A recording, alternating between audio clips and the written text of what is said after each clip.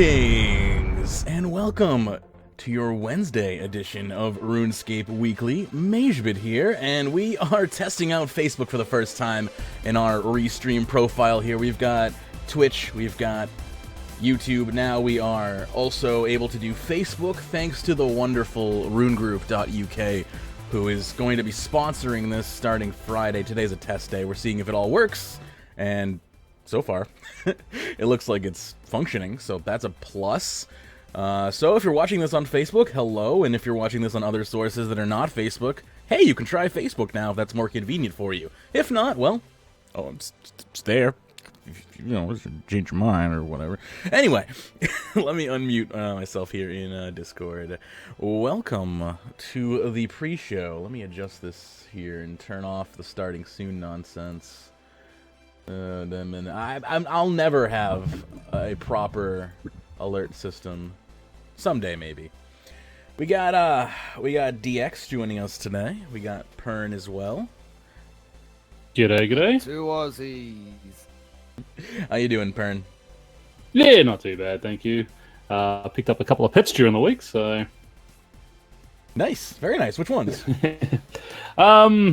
I got the crafting one, and I think it was the smithing one. Both got them accidentally. Just nice.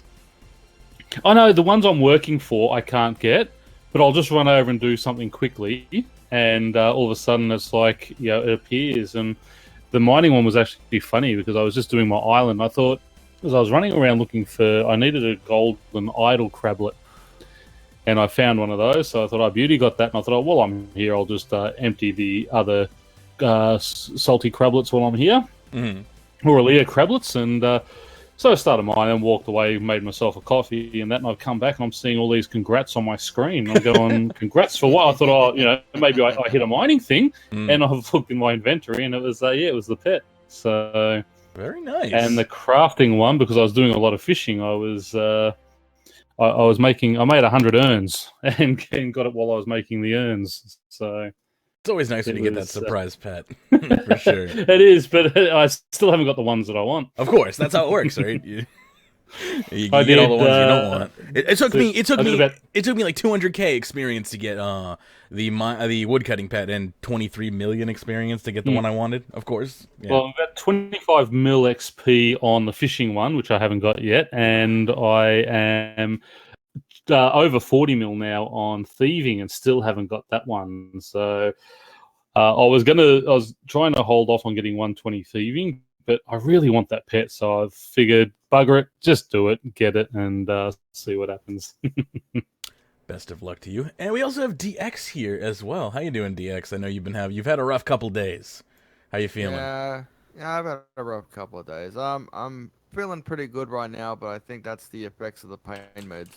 Generally, they are a wonderful thing. Yes, they'll keep you going when you can't, I guess. So, thank you. Also like Pern, man, I got a couple of skilling pets myself. Oh yeah, do tell. Yeah. I got the woodcutting pet. Very nice. And I also got the hunter pet while I was on one of the charted islands. Oh, sweet. Hunter pet is definitely one that I want. I wish you could unlock it via Chronicles. That was my goal, was to get the Hunter pet through Chronicles, because I thought that would just be really cool. But apparently you can't. Once you get 99, there's no real. You're right. Everything just stops in this game at 99. You're 100% correct. No, there's no real motivation to actually go for the Hunter pet at level 99 because of how long it takes to actually catch. And how useless Hunter is. Well, the one thing I'll say about that is Hunter in the Easterlands is like 1,000,000 XP an hour. So, yes, if you can stand Hunter at all, I mean 1,000,000 XP an hour, you can be 120 in a few months at that type of XP. But and if you use those new. I can't remember what they're called.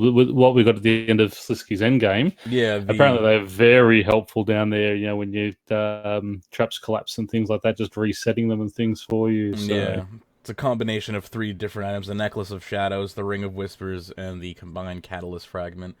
That's the one. Yep. And yeah, it gives you some pretty badass things like traps not falling over when a creature fails to be caught or something like that. And then if you have Protean traps, forget it. Those auto setup Protean traps, just go make dinner, and you'll be like 120 hunter by the time you get back. It's stupid. Wow, really? Well, not really, but they set themselves. They make their own gravy. Oh. Like it's Wow. you don't have to do anything. That's good because I think I got over it. I think I've got I probably like, 2 or 3K of Protean Same traps here. because I just don't use them. I didn't know how to use them, so I'm like, I'm just gonna do Big Chin the entire way to 99. So I saved them up through like forever, and now I have like a few thousand of them. So when I do go for 120, it will be not as painful thanks to that. Hopefully. Pern, you do know you can convert those Proteons and other types, don't you? Yeah, no, I know that, but I just can't be bothered. Okay. They just go on my bank and just sit there as space wasters. Space That's waste. My like entire bank is a space waster. I've got a lot of the the combat dummies and skilling dummies and all that I get because they give you like if you cash them in, they're like 1K. And that's like an insult. I mean, I don't want to use these things, but I mean, the cash outs are basically like 1K is like it's your way of giving a middle finger to Jagex, basically. It's just like, screw you. No, they gave you like 10K or 20K for them. Okay, I take 10 or 20K. Well, I don't know if you like remember, 1K. but the cash out value of like lucky items used to be really high, and they cut it down because those items weren't actually worth that amount of money anymore. People were like, "Hell yeah, I'm gonna cash out a lucky garb of subjugation for 3 million. It's worth like 200K." And I think the God Swords you were getting like 5 mil initially when they come out. Now it's like 500K. Yeah, I think they slashed all lucky items to 500K, which it makes sense economically speaking. But yeah, I used to like, heck yeah, I'm gonna cash this out. It's like, why wouldn't you? Just go get. Actually, there was some rants in the forums about those lucky items. So remember on Monday's update, you can now destroy your lucky items and reclaim them from Diango. Apparently, a guy had a God Swords and that he destroyed them all, and then went to test it and reclaim them, and they're not there. They're just gone. Yeah, you know what? I went to destroy some lucky items as well, and it was like, if you destroy this item, it will be destroyed, and you'll have to get a new one. I'm like, I'm not gonna send this to Diango because that doesn't sound like it's going to Diango. No. Yeah, so that's what he said. Reclaim it from Diango. So. See, yeah, I think they hotfixed it. Yeah. They must have. When it was actually released, some people I think had destroyed them, and it was like I almost did. So that message was still coming up. They just kept destroying them, and if I see that message, I'm going, I'm not going to do that until they actually tells me I can reclaim it. Yeah, for sure. I mean, holy crap! I almost did that, and I was like, this dialogue. This is RuneScape we're playing here, and this dialogue looks a little fishy. Let's not permanently destroy these items because Jagex can't program correctly. So, I'm glad I didn't do that now. All right. I am looking for a few tail-end topics for the show before we begin. So, we got a bunch of topics here. So, I'm just looking for... There's rant ones down there that I chucked in. I demand a free month of memes isn't too bad. The ban sentencing is actually quite an amusing one. The what center? Hold on. The ban sentencing. Okay, ban sentencing. And actually, scared to play. Proof of a wrongful ban is actually quite a good one. It's not a funny one, but it's actually. Let me log in. You might have done that one. Oh yeah, let me log in and look at it because I might have. I remember that topic, scared to play. I was like, that's such a great like clickbait topic, like title. No, but it's not actually a clickbait one. It's actually what had actually happened to the guy, and it's like. There is actually a legitimate one. He's got the photo where he actually got reinstalled because it was his ban bot ban was actually quashed. Oh yeah. He actually got quashed like multiple times, right? If I remember correctly from the story. Oh, well, just on there it just said it. When I go to load that, it just loads. I demand a free month of memes, so that link is incorrect. Oh. So if you could find the correct. Okay, I'll find that one again. In the meantime, let me go back. You want them? You wanted them? Keep them? How about that one? Yeah, that was. That's a little bit of a rant on your skill capes. Oh, really? You can always use a Yeah. you can always use a skill cape. And why are they my skill capes? First of all, just real quick. I don't know, just on the skill. Yeah. Yeah. It's like, I mean, I don't care. I mean, there's like 3 that are useful and everything you else. dirty so skiller, basically- your skill capes. Yeah. Plug in here. Okay, that's good though. That's good. Got at least a few interesting ones. Of course, we will be talking in the opening of the show about Cloudbleed as well. I know it's a little past the time, but I'm sure there are still a few people out there who haven't heard of Cloudbleed and what it means for you in particular. Especially, I mean, if you're using Discord or Patreon, it's important. You wanted them? Which one? Sorry, which one was I looking for? Scared to play. Sorry. Yep. Um, Now I just lost that. S2P. Yeah. All right, cool. So we're still gonna end with this stupid idiot who just got PK'd. That one's good. That will definitely be the ending there. And the Magebucks code for today is correct. I'll quickly pop open this program here. Double check everything. Good. This is crazy. Streaming brings my computer up to like almost 200 degrees. okay, correct one's in there now. Let me take a look-see-loo again, and if I don't immediately recognize it, we will close with it. Let's see. I love how I have to log in every time, even though I'm literally logged in another tab. I know. Like, the tab next to it, I'm logged in. It's like, why can't you share across tabs? Other websites can. All right, let's see. Wow, wall of text. Okay. Hashtag blame spaghetti code. You know what? Well, this is not what I remember. I remember the other one that I remember that was similar. He had multiple quashes, and he had pictures and whatnot. And this person, I don't see any pictures here. So yeah, we'll do it. We'll do it. We'll come close to closing with that one. And that will, I think that's a good lineup. Let me just change the ticker here. Let me build a ticker, and then we can pretty much get this show on the road. So bear with me. Alright. I leveled up 3 of my items in invention, so that's a bonus for me as I start to make a push towards 99 invention. Very nice. I saw how many people were eligible for the 15-year cape. That's how many? that, isn't it? Yeah, well, we'll talk about that on the show today. It's funny. It's obviously, and I'll get into it at a later time, but yeah, it's kind of silly. But it makes sense. More than what you expected? Yeah, but it makes sense if you think about it, because there's also 200 million accounts created in this game, and how many of those are actual people and play? Yeah. Okay, so that's just how many are eligible, not how many have actually not how been many claimed. have claimed it. There are no numbers unclaimed yet, and I think they're probably going to give it 30 days before they give us claimed numbers. But I really hope they do give us claimed numbers eventually, because I need to know if it's not the rarest cape in the game anymore. I don't want it. All right, I'll wear something else. Okay, there we go. Title is in. I think we are ready. We got a lot. Got a lot of. Since when did the public service announcement section become a congratulations section? That's not what PSAs are for. I don't know. Somebody put it. Somebody. Oh, put Jesus! Congratulations in there, man, and it just kept on building. You can more than welcome. You're more than welcome to pat yourself on the back at the beginning of the show if you've got an accomplishment. But the PSAs are for, and I'm not targeting any one particular individual by saying this, but we do have other people who are allowed to edit the topics. I deleted a bunch of them. Okay. Yeah. I saw that. I thought, what? And then that goes to all contributors. Yeah, that's what a PSA. It was it was. Just, congratulations too, if you want to, but yeah. Yeah, imagine if that was just the news. PSA, congratulations, someone's turning 29. Speaking of PSAs, I didn't realize, but did you know that as a Gold Club member, we get to enter a monthly draw? Yes.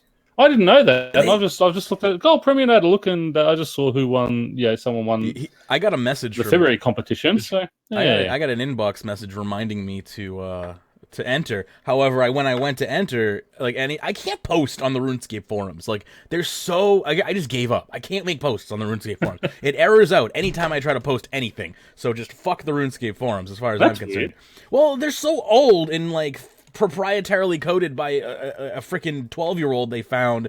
like in freaking high school or something. I don't know. I don't know how they've coded the freaking things, but it clashes with my browser settings, and I'm not going to lower my security because they can't figure out how to, properly handle some browser extensions on their forums. I'm sorry. Like, the fact that they can't share login details from tab to tab, I think, says that it's not my fault. That they can't handle Ghostery and uBlock origin. Like, go fuck yourselves, for real. So I'm not lowering my security settings, so I can't enter those competitions because I can't post on the forums. I really don't think that they should be having. I thought it was like, maybe this is only like a United States things, but you're not supposed to have like contests like without, like, there's supposed to be a no purchase necessary like style thing attached to like every contest. That might be a US thing only. Not sure. But, like, it's real unfair for them to, like, stick it in the bowels of the forums that nobody goes to when, like, I don't know. I don't think that that's a really cool thing to do.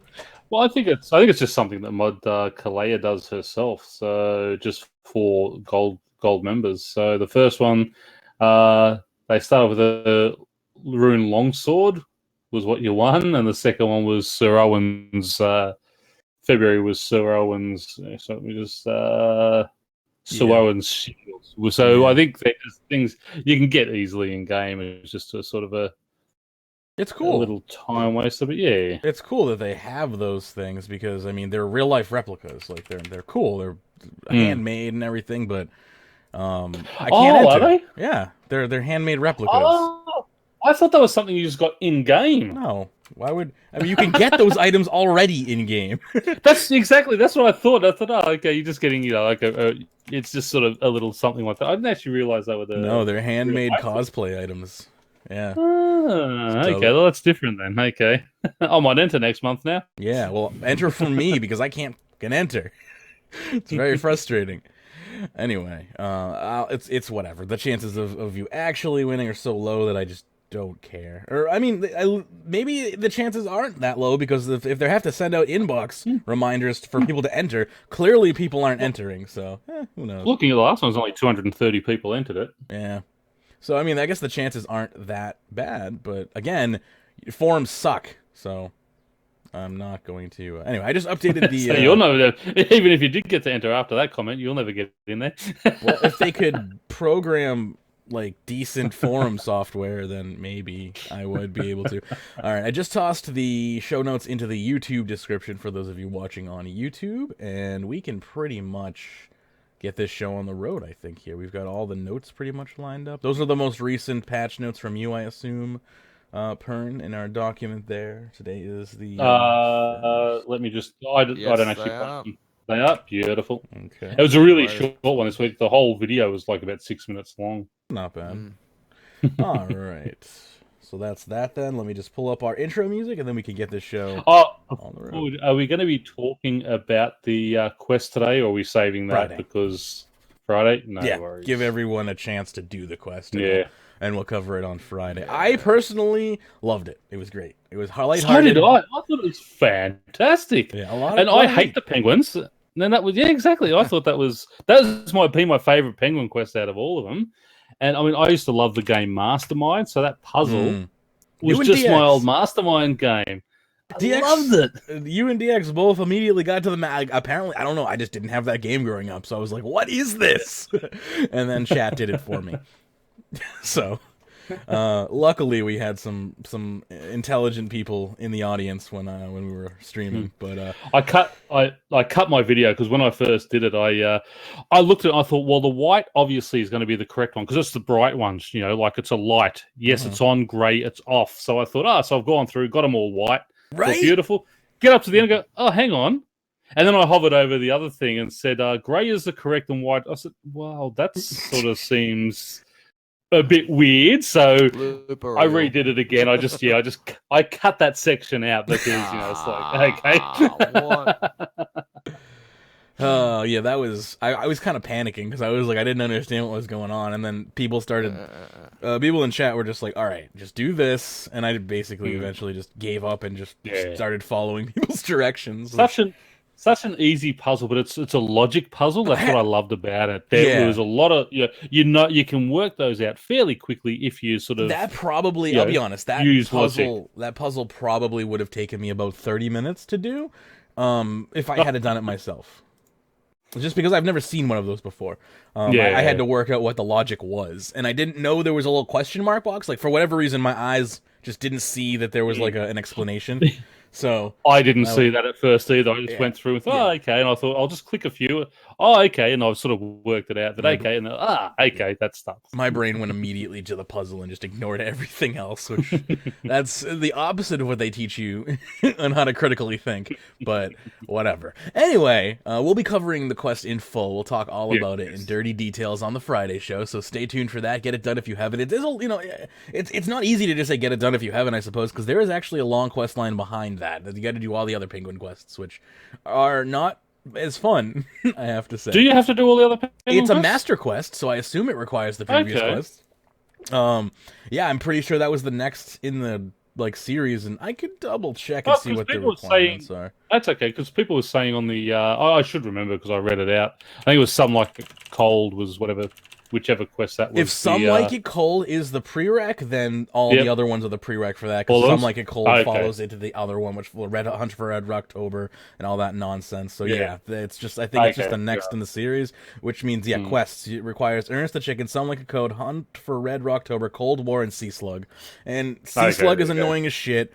Cold War is kind of annoying. Hunt for Red October made me want to hurt myself. And Some Like It Cold was even worse in my opinion, just the mechanics, but they did a good job with Back to the Freezer. Yeah, so that's it. I didn't enjoy the penguin quests at all because they were just they're just not my type of I like the storyline quests and such. But I actually found this one really, really entertaining. That's what just got me in the forums. And people were saying, it doesn't even follow on with the series and all that. And that's why I thought, maybe that's a good thing if you ask me. Yes. They're irreverent. They're incredulous. It doesn't have to make sense. And that's pretty much what you get with the Penguin series, the Pirate series. Like, there are these just off the beat quest series that are in the game that just completely break from the norm, and I actually appreciate that. I think that's a pretty cool thing to do. Because every now and again you need a little bit of just something, and here's something different. That's it. Anyway, just something lighthearted. Definitely. So we'll give a full review on Friday, and we'll score it up and all that fun stuff. But for now, why don't we get into today's episode? Today is the 1st, so 3/1. Let me just put the correct date there, because I'm dumb. Okay, so show notes are looking good. All right, so show notes are in order. Feel free to open them if you'd like. I'm gonna come on, computer. My computer is having a rough morning, but it's already crashed completely once on me. What are you gonna do? I suppose it's just one of those days. I was able to save a really good post here that somebody put in called "Runescape is Repugnant." That was deleted on Reddit, but I was able to find a cached copy of it, and I'm happy because it is. I think I was the one that actually added that one. Good, that's a good one. I'm lucky I was able to recover it because that is funny. Anytime you see a really funny one like that, where it's just people are just all over the top, hyperbolic, and really kind of douchebags, you gotta screen cap it too because it's gonna get deleted. Reddit's actually cracking down. They're becoming a little more draconian than they used to as far as posts go. It kind of makes me sad. Anyway, all right, we're pretty much ready to go. What time are we at? Not do that. I have way too many windows open. DX, if you could PM me 30 minutes, that would be beautiful. And I will begin in. What's a keyboard? 3. Oh, sorry. No, never mind. It's the payment. Right, DX is high as shit. Generally, it's Pern that's high as shit. All right, and me. All right, 3, 2, 1. You're listening to RuneScape Weekly for 3/1/2017. I'm your host, Magebit, with over 15 years of RuneScape experience. Joining me today is Dxthelb and Pynassius. And on today's show, Cloudbleed affecting all Cloudflare services, Pyrnassius' patch notes, Did You Know? 15-year Cape information, TLDW for the Gamejam, Timbo's luck rework, mining basic mechanics, RuneScape is repugnant, unpopular opinion, revamp the whole game. I demand a free month of members. Ban sentencing. Scared to play. You want them? Keep them. And just got PK'd. Thanks, Jamflex. Thank you for tuning into the Wednesday edition of Runescape Weekly, and enjoy the show. Welcome back for your aforementioned Wednesday edition of RuneScape Weekly. Oh, looking forward to this episode. We got a long list of topics to go through, and we got a good host roundtable to do so. We got Pern joining us today. How you doing, Pern? Yeah, it's not too bad. Still alive, so that's a good thing, I guess. It is a Maybe. good thing. I like it when yeah. I like having living co-hosts. Yeah, no, I haven't been on for a couple of weeks. Just Yeah. haven't been in the best sort of mindset to be doing it. So I Yeah. didn't want to bring everyone else down. That's but, totally sort fine. of feeling better now. So I'm glad to hear that. Yeah, I was having a rough time last Friday too, and I was like, you know what? I'm just gonna throw up a best of show and call it a day. Pern's not here. I'm feeling like crap. Let's just call it. So I get that. I get that mindset. It's been crazy in my life lately here, as far as just so many, being pulled in so many directions. So I can understand the frustrations. We also got DX here as well. Speaking of just hard times all around. Yeah. How you doing, DX? Oh boy. Yeah, apart from the hard times, I guess I'm doing all right. Off the back of Gamejam, I've had a pretty much of a good run there. I've had a good run there with the level ups. Got a couple of skilling pets. I'm now level 97 invention. Very nice. 97 Noob. invention. Almost there. Oh no. Almost to the regular scrub cape. Congratulations. So that's awesome. That is awesome. So myself here, I'm just kind of getting back into regular divination, switching back from option 1 to option 2, and using the arc training again. So getting decent XP rates opposed to like abysmal. I'm going from 20 to 30k an hour to 80 to 120k an hour. So we're down to about 1.5 weeks of game time remaining, I would say. Which is still like 300 hours, so, you know, I would say in the next couple of months, to the next few months, divination should be done. And then I can move on to my next insane task, which really should just be, like, work on Completionist Cape Magebit. Like, for God's sakes, just work on the Completionist Cape. Well, that's part of it, right? Like, for sure. Right. I need 120 Dungeoneering. I hate it so much, though. I'm still 115 Dungeoneering. My divination level is technically higher than my Dungeoneering level, which is scary. But, I'm 115 Dungeoneering with 1.3 million to level. I do need to do another live stream for Dungeoneering. That's something I wanted to do last week and didn't have the time, so hopefully we'll be able to do it this week. I want to test out more Facebook streaming as well, so it's kind of an incentive. Again, for those of you who are unaware, I should probably mention that, shouldn't I? Hey, Snug. Yeah, it's probably important to mention that sometime in the introduction of the show. So we're testing out today, streaming to Facebook, and it seems to be working. I can't monitor Facebook chat yet, so stand by on that. If you're looking to like interact with the chat, you're still gonna want to be on the YouTube or Twitch side of things. But you know, if you're like on mobile or something, or you know, you just really like, you know, you like to browse through Facebook and have a live stream going at the same time, which is something you can do on Facebook. You know, this is something for you, maybe. So let me know. I'm curious to know if Facebook is an option that you're interested in. Now, we put up a poll a while ago about Facebook, and pretty much the response was most people would prefer to watch on, you know, YouTube or Twitch, but there was still a good chunk of people who were interested in it. So we were in kind of collaboration with Rune Group, which is a hugely popular group on Facebook. runegroup.uk is their website, and they'll be getting fully pimped out on the Friday show because they're the ones who are sponsoring this. So maybe you've heard of Rune Group, maybe you haven't. If you're on Facebook and a fan of RuneScape, there's a pretty good chance you may have heard of Rune Group. It's a group of over 25,000 RuneScapers who are also Facebookers, and it's a fairly active community, to say the least. I've been a member for over a year, and you know, it really makes my Facebook feed better, because in between all of the world is burning, the world is ending, and people's pictures of pets and dinners, you know, eventually get a RuneScape meme or a serious topic occasionally even. So it's a cool group to be a part of, and I'm glad that they have taken a part and an interest in the show. So again, we'll be able to stream to Facebook thanks to them for the foreseeable future, and they'll be pretty much taking our stream and putting it in their group, so hopefully we'll be having a huge new audience and everything that we wouldn't have access to otherwise. So overall, it's a good time, and I'm excited. I'm super excited. So again, big thanks to Rune Group for the opportunity, and it's awesome to be on Facebook. So thank you for that as well. And again, we'll cover that more when it's official on Friday. This is just me making sure that I can actually make good on my promises. It was like, hey, if you give us this money, I can, turn it around into a custom RTMP for Facebook, Twitch, and YouTube. And then I've never done it before. I'm just saying it because I think it's possible. So thankfully, it was actually possible, and I was able to make it all happen. So we're good, and I think Facebook is working properly. So that makes me happy to see. Yeah, it was working. It was working. It was I working. was just checking it out about a minute ago, so it looks pretty good.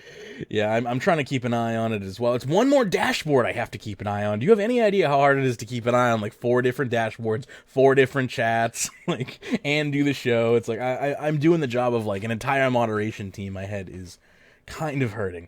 Anyway, so hopefully that will become a useful feature to everyone who enjoys browsing Facebook for long periods of time. So anyway, we can go ahead and pretty much get into the actual show here. If you want to go ahead and take care of the PSAs, DX, feel free to do that. Okie the Circus is currently located at Seers Village. The minigame Spotlight is on the Soul Wars until the next reset. The minigame Spotlight has been updated till at least the 10th of May on the Runescape Weekly Facebook page. And we've got some sadder news, actually. Mod Merchant, who's been on this show once, is actually leaving Jagex on the 16th of March. Very sad. He also claimed it was to work on personal projects, so I do wonder what that means. Are you okay, Mod Merchant? Personal project at PlayFusion. I was hesitant to say that because I wanted to make the PlayFusion joke, but then he says personal projects, which obviously you don't in your goodbye letter say, I'm going to work for PlayFusion. Like, that's not something you do. But generally, every staff member that has left Jagex for PlayFusion has said it's time for me to go on to like bigger and better projects or try something new. No one's ever said personal projects before, so I'm curious to know what Mod Merchant has up his sleeve. Is he really is he starting his own thing or something like that? Has he found a new startup company, or is that just something you say when you don't know what you're gonna do and you're like, you're just like, I'm gonna go work for myself? Like, are you okay, dude? It's a scary world out there. Everyone's gonna miss Mod Merchant because everyone just loves his voice, man. He's got an amazing baritone, deepish voice, man. It's really, really cool. And also Mod Wolf, who's actually transferred to Old School RuneScape from RuneScape 3. So, yes, a lot of bleed over from the RuneScape 3 team to the Old School RuneScape team, which is not a bad thing. It's good to be trained cross department for emergencies and whatnot. I think it's just time to start developing. What's that other continent they've got over there? Leia or no, not in RS3. Over on their one. What, the big continent? Zaya. Yeah.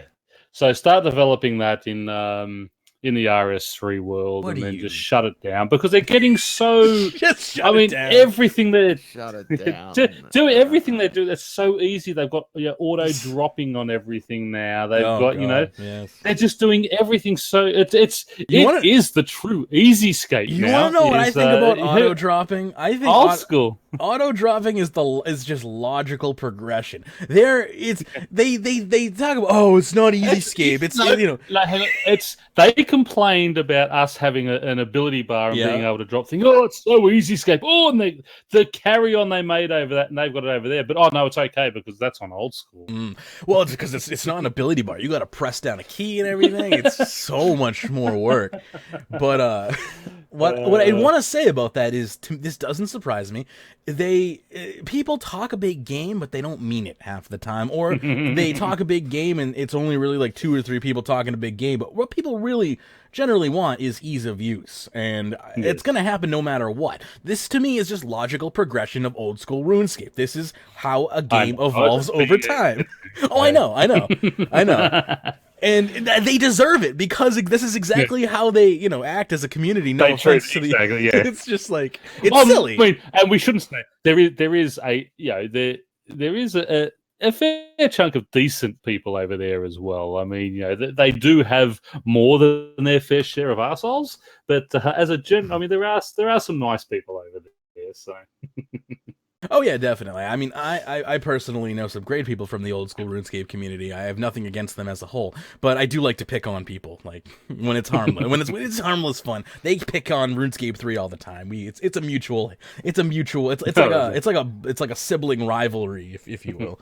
Anyway, so those are your PSAs. I do have another PSA as well that is kind of bigger than just a simple RuneScape announcement, so I wanted to kind of give it its own headline here. So Cloudflare was recently compromised, and if you don't know what Cloudflare is, it's an anti-DDoS and webmaster tool set that generally improves the security of your website and helps with attacks and whatnot. So if a website is to get DDoSed or whatnot, Cloudflare's infrastructure generally kind of disperses and mitigates a lot of that, so the website can remain online. It offers a lot of other privacy services and security services as well. They're an overall just huge, massive infrastructure company that a lot of different websites use, including websites like Patreon uses it, Discord uses it to protect their services. Any service where bandwidth is really a huge problem, a lot of places like that will use Cloudflare unless they're large enough to build their own infrastructure. It's basically what Cloudflare really does, is it provides the infrastructure to companies that aren't large enough to build it themselves. Well, unfortunately, Cloudflare has had a pretty glaring bug here that has been dubbed Cloudbleed, and I won't get into the technicalities behind it because I feel like that's beyond the scope of this podcast, but if you are curious, you can do your own research or pop into our Discord, discord.runeweek.com, and I'd be happy to talk tech about it. But what you need to know is what websites are using it and what websites aren't. So there's a cool website here called doesitUseCloudflare.com. You can then put the URL of whatever website you want in. It will test to see if the site uses Cloudflare. If the site uses Cloudflare, you should change your password immediately. From what we can tell, the data that was definitely leaked was personal information, including passwords, and it could even be possible that other information was also captured as well. So at the very least, change your passwords on any websites that have used Cloudflare, and if you're unsure if a website is using Cloudflare, try doesitUseCloudflare.com and toss the URL into the suspected website. I can tell you that RuneScape does not use Cloudflare, so your RuneScape.com account is fine. But if you use Discord or Patreon, change your password.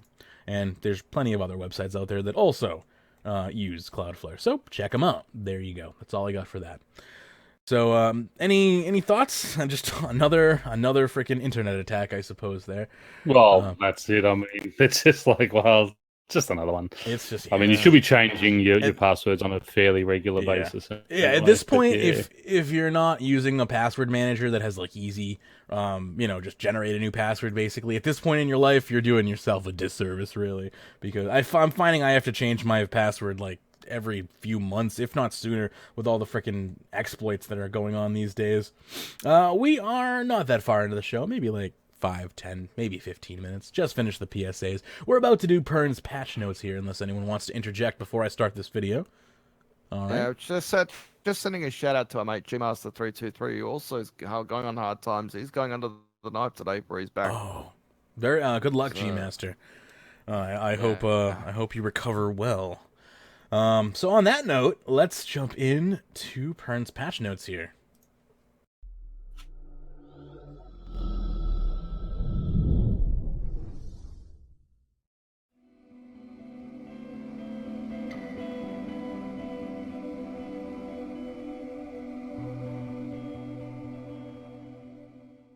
G'day all, it's Pynassius back again for the game updates and news for the 27th of February 2017, and yes, I do sound excited today because we have a new quest out. Now, it's not my favourite series, it is a Penguin quest. I mean, they were fun little ones, but you know, that's it. All they were is fun little ones, not a real lot to do with lore. But what gets me most excited about this, they're telling us nothing about it really. Basically, what we're getting told, the name of it, it's called Back to the Freezer, the very latest Penguin quest. Basically, we need to speak to Chakadar Doin Zoo. Your requirements are RuneScape membership, Ernest the Chicken quest, Some Like a Cold quest, 50 divination, 45 rune crafting, and 37 slayer. The description just tells us the penguins are back for another slippery tale of subterfuge and ramshackle science that'll leave you questioning the very fabric of reality, as well as the good taste of its puns. Rewards will include a hearty chunk of XP to ward off the polar chill, as well as improvements to the XP rewards from Penguin Hide-and-Seek and the Circus. And with that, you're on your own. Can you circumvent the latest flashpoint in Gillenor's coldest war? There's only one way to find out. What has me so excited about this? That's basically all they're telling us. It's going to be a quest of discovery. You go out and work it out yourself the way we used to. I love that when they do quests like this, it's all about having fun, getting out there, even telling us what the rewards are. I think they still go a little bit overboard in that. Just telling us, you know, a chunk of XP and some extra rewards would have been enough. But anyway, it is on the right track. That is what I like to see. Basically, that is it for our game updates this week. Basically, they tell us there's nothing more RuneScape than a quest about penguins, and Mod Helen and Mod Nexus have really put all into this one. Have fun, let us know what you think over the forum. So thank you, Helen and Nexus. They do have a couple of live streams this week. On Friday 3rd of March at 9 PM game time, the community update with Mod Shawnee will be back for some sneak peeks for next Monday's update. And as always, Sunday February 26th at 7 PM game time, PVM with Mod Lee. Now, I was having a look there the other day as well. This is the official one that Mod Lee does, but if you keep your eye on the on the game clock, there's a little icon there. There are some extra ones that that Mod Lee does do there as well. Obviously not pre-planned ones, just when he jumps on there. So always head over and have a look at that. Anyway, with that, let's head over now to the patch notes. And as always, submit a bug report if you see any graphical glitches or gameplay bugs. First up, graphical updates. The Shoreline Wobbegong fishing spot is once again visible while using the Java client. You should not be using the Java client anymore. Get over to NXT. They've done a lot of fixes, and I don't really know anyone who has any problems anymore. If they do, try it out. Wobbegongs out in the sea remain unchanged. The one thing I do wish they'd fix up there is my personal island has 2 fishing spots, but every time I deplete one, the other one gives me 1 fish and then disappears as well. So I get a 101 out of that every day. It's a little bit annoying there, but anyway, we'll wait and see. We'll find another better island soon. Onto skills, D&Ds, and minigames. The level requirement has been removed from the Dungeoneering Skill Cape's Calgarian Dungeon Teleport. Ganodermic armor can now be crafted without thread with the Crafting Skill Cape perk. The Elven Mushroom patch now works correctly with the Farming Cape perk. A typo formerly seen when combining skill capes with the Max or Completionist Cape has been fixed, and the Bloodweed Herb patch now functions correctly when harvesting with the Farming Skill Cape perk active as well. Other fixes, a variety of lucky items from Treasure Hunter can now be stored with Diango. Please note that dying and not protecting the items will still permanently lose them. And remember, that does happen with your elite skilling outfits as well, so be very careful if you are doing farming with those out in the wilderness. And finally, last week's hotfixes. Using a skill cape on a hooded max cape will now prompt players about adding skill cape perks. When fletching items with no strung components such as bamboo bundles, players will now receive the finished product. Players will now be given Durzag's helmet directly to their backpack or bank instead of potentially dropping it underneath as Durzag's corpse. Logging into a free play world with a skill cape perks active on a max or completionist cape now functions correctly. Harvesting a Morchella mushroom patch with the farm skill cape perk no longer switches the patch to bitter cap mushrooms. That would have been very unfortunate. And also, dying while under the effects of the Desert Pantheon aura will no longer put the defense skill Cape perk or Sign of Life on cooldown if the perk benefit is available. And the last one, Yakamura's helmet drops are now added straight to the backpack or bank, the same as they did with Durzag's. That is it. A nice quick one for our patch notes and update this week. I will see you out there doing the new quest. I'll try and I might just do a run-through video on that and get that up tomorrow as well. But in the meantime, happy RuneScaping. Hope these patch notes are likable to you, and I will see you next week. There you go. There are your patch notes for the 27th of February. I love that frame. I love that frames per second intro outro. Quality Jagex products as always. Anyway, we do have some basic information here as well that kind of falls into the PSA category. So, for those of you who don't know, the 15-year cape is available. Everyone probably knows that by now, I assume. And I claimed mine at Reset with a few other people. There is a live stream of that available. I think it's just called Skilling Live Stream, and then parentheses, it's like 15-year cape hype, because we did... Yeah, thank you. We did some dungeoneering, and then I did a clue scroll, and then I pretty much grabbed my cape and did another clue scroll, and then called it a stream. But, so we have some information here from Jagex in regards to how many players were eligible on launch date for the 15-year veteran cape. So, now keep in mind, pardon me, but I'm losing my nose here, my sinuses. This number reflects accounts that exist, not accounts that are active. But this number is crazy. So did you know 1,789,000 players were eligible for the 15-year cape on its release? That blew my mind. How many people actually claimed it?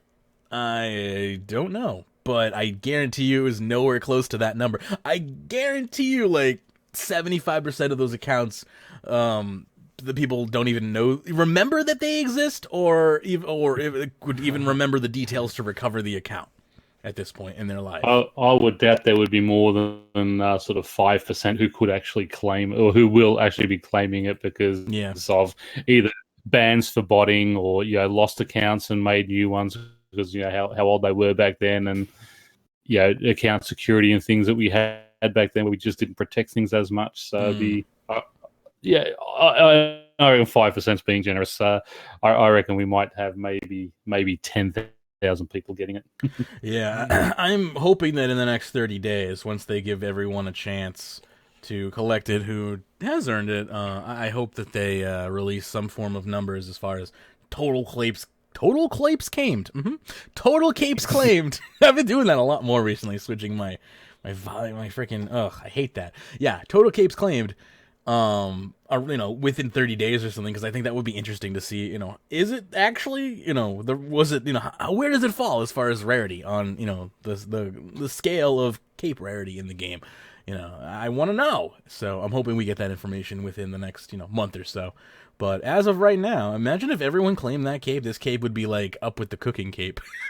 Actually, it might be the least rare cape in the game at that point. I don't think there are 1 million active players. So, yeah, if 1 million people claimed it, it will be a lot of people coming back from the dead, I think. Count-wise, not necessarily IRL, but yeah. Anyway, that's all Zombie time or something. All I got to say about that. We can continue on here. It blows my mind we haven't really talked about the Gamejam on the show. But I may have only talked about it on an Elite show or whatnot. So we're going to cover it here. And pretty much talk about the different projects that are available. So first up here, we have kind of a list of the different projects that were created. Now, there's no guarantee that any of these projects will make it into the game. I think they did say a certain few. They kind of were slated for like March or April or something. But the majority of these have to be continually worked on in tap time, and may or may not ever see the light of day. So we have buff bar improvements, which was to improve details on buff icons and add more organization features. That is being worked on by Mod Shawnee, which, again, I think that's a big important one that I think is going to be one of the ones that will make it into the game, being that the buff bar right now is pretty underwhelming as far as the information that it can display. So I do foresee that one receiving, a rework. Login screen backgrounds, much less important. being worked on by mod Easty, which allows players to select the background image on login screen. They don't necessarily specify if you can upload your own or if they're just going to have a gallery you can choose from. It'll be really interesting if they let you add your own. Imagine if you could put your own up. That'd be great. I actually did watch this, and it is their own ones. It is all the previous ones that you had. So your Nomads, your Nexus, all those different ones. I feel like with some clever resource editing, you could probably get your own in there. But yeah, that was really good, and just some of the ones that they think, I thought, yeah, I remember that one, and I gotta say, it'd be a really interesting one if they can do that. All I gotta say is this is not a replacement for animated login screen. It's like I still want an animated login screen. Yeah, man, I want one too. I want the animated one. We got a luck rework coming in by mod Timbo. That's another one that I'm pretty sure is pretty much guaranteed. That is pretty much going to re-tier how luck works in the game. We actually have a design document for that, and we'll talk about that later on in the show. Yes, we do. And I went in and threw in. I tried to buy 10 of the Rings of Stone as soon as I heard this announcement. I put them at 20% over. Never bought. I only want one now. I've got that at double, and it still hasn't bought. Crazy. I bought an Onyx gem, so I'm ready. Just make it yourself. Yeah, fair enough. So we got Penguins in Space, the musical raid. I don't think that one's gonna make it into the game, but it's a musical raiding adventure. This is what happens with the Penguins in Space. Is what happens when you shroom and program. This is just why certain people shouldn't be given tap time. Mainly mod Raven and mod Deg. They should not be given tap time together. Let me rephrase that. But this could be the Grandmaster version of the Penguin Quest. I mean, that's the whole idea. That's so irreverent. I mean, we've got the TARDIS, so we've got we're going that next step into space. That's very true. If that's where the Penguin series went, I honestly would not be disappointed. Neither would I. I mean, you just got to have fun, and just remember, not everything has to be lore heavy, and it's just following everything by the book. I mean, that's the whole idea of the Penguins. I mean, remember, the movie Madagascar stole the Jagex Penguins for their show. Has anyone seen Madagascar? You know what? I haven't seen it. I've been wanting to watch it. Yeah, watch it and tell me that they have not ripped off Jagex with the penguins that are in that. Are you sure it's not the other way around? No. Well, the penguins in Jagex were out a lot longer than that movie. Oh, okay, fair enough. Yeah. Also, regarding the penguins in space, this cannot. You remember if you were to watch the game jam, when Mod Deck said, "No, it's ready now. Just launch it." That's about right for a Penguin Quest. We got. What about Shawnee? He was laughing his ass. That was. I also watched it, and I have to say, I watched day 2 a lot more than I watched day 1. Day 1 was basically just a bunch of them talking and walking around, but day 2 was really interesting because you got to actually see the things that they really basically developed on day 1. And yeah, Penguins in Space. What the hell though was that spaceship game that they were doing that was like a fishing trawler, like alternate universe, like disaster? Holy crap! Like I never want that in the game. What about what they named the ship? What about what they named the rocket ship? Oh my god. Anyway, let's move along here. So the Games Room games also being reworked on. Says, so allowing players to play Birthorpe Games Room while skilling. How about that? What a great idea, man. That would be really cool. Idea. RuneScape's building in its own AFK features. It's like, are you bored of what you're doing in-game? Why don't you play something else in-game while you're bored at what you're doing in-game? It's like gone a level meta. That's kind of crazy to think about. So that's cool. I hope that actually kind of gets into the game, because it would be nice to see some use for those old mini-games. Whether that actually becomes a usable function or not, I still would like to see it. Murder Mystery Quest. This was super cool. This was by Mod Osborne and Krista.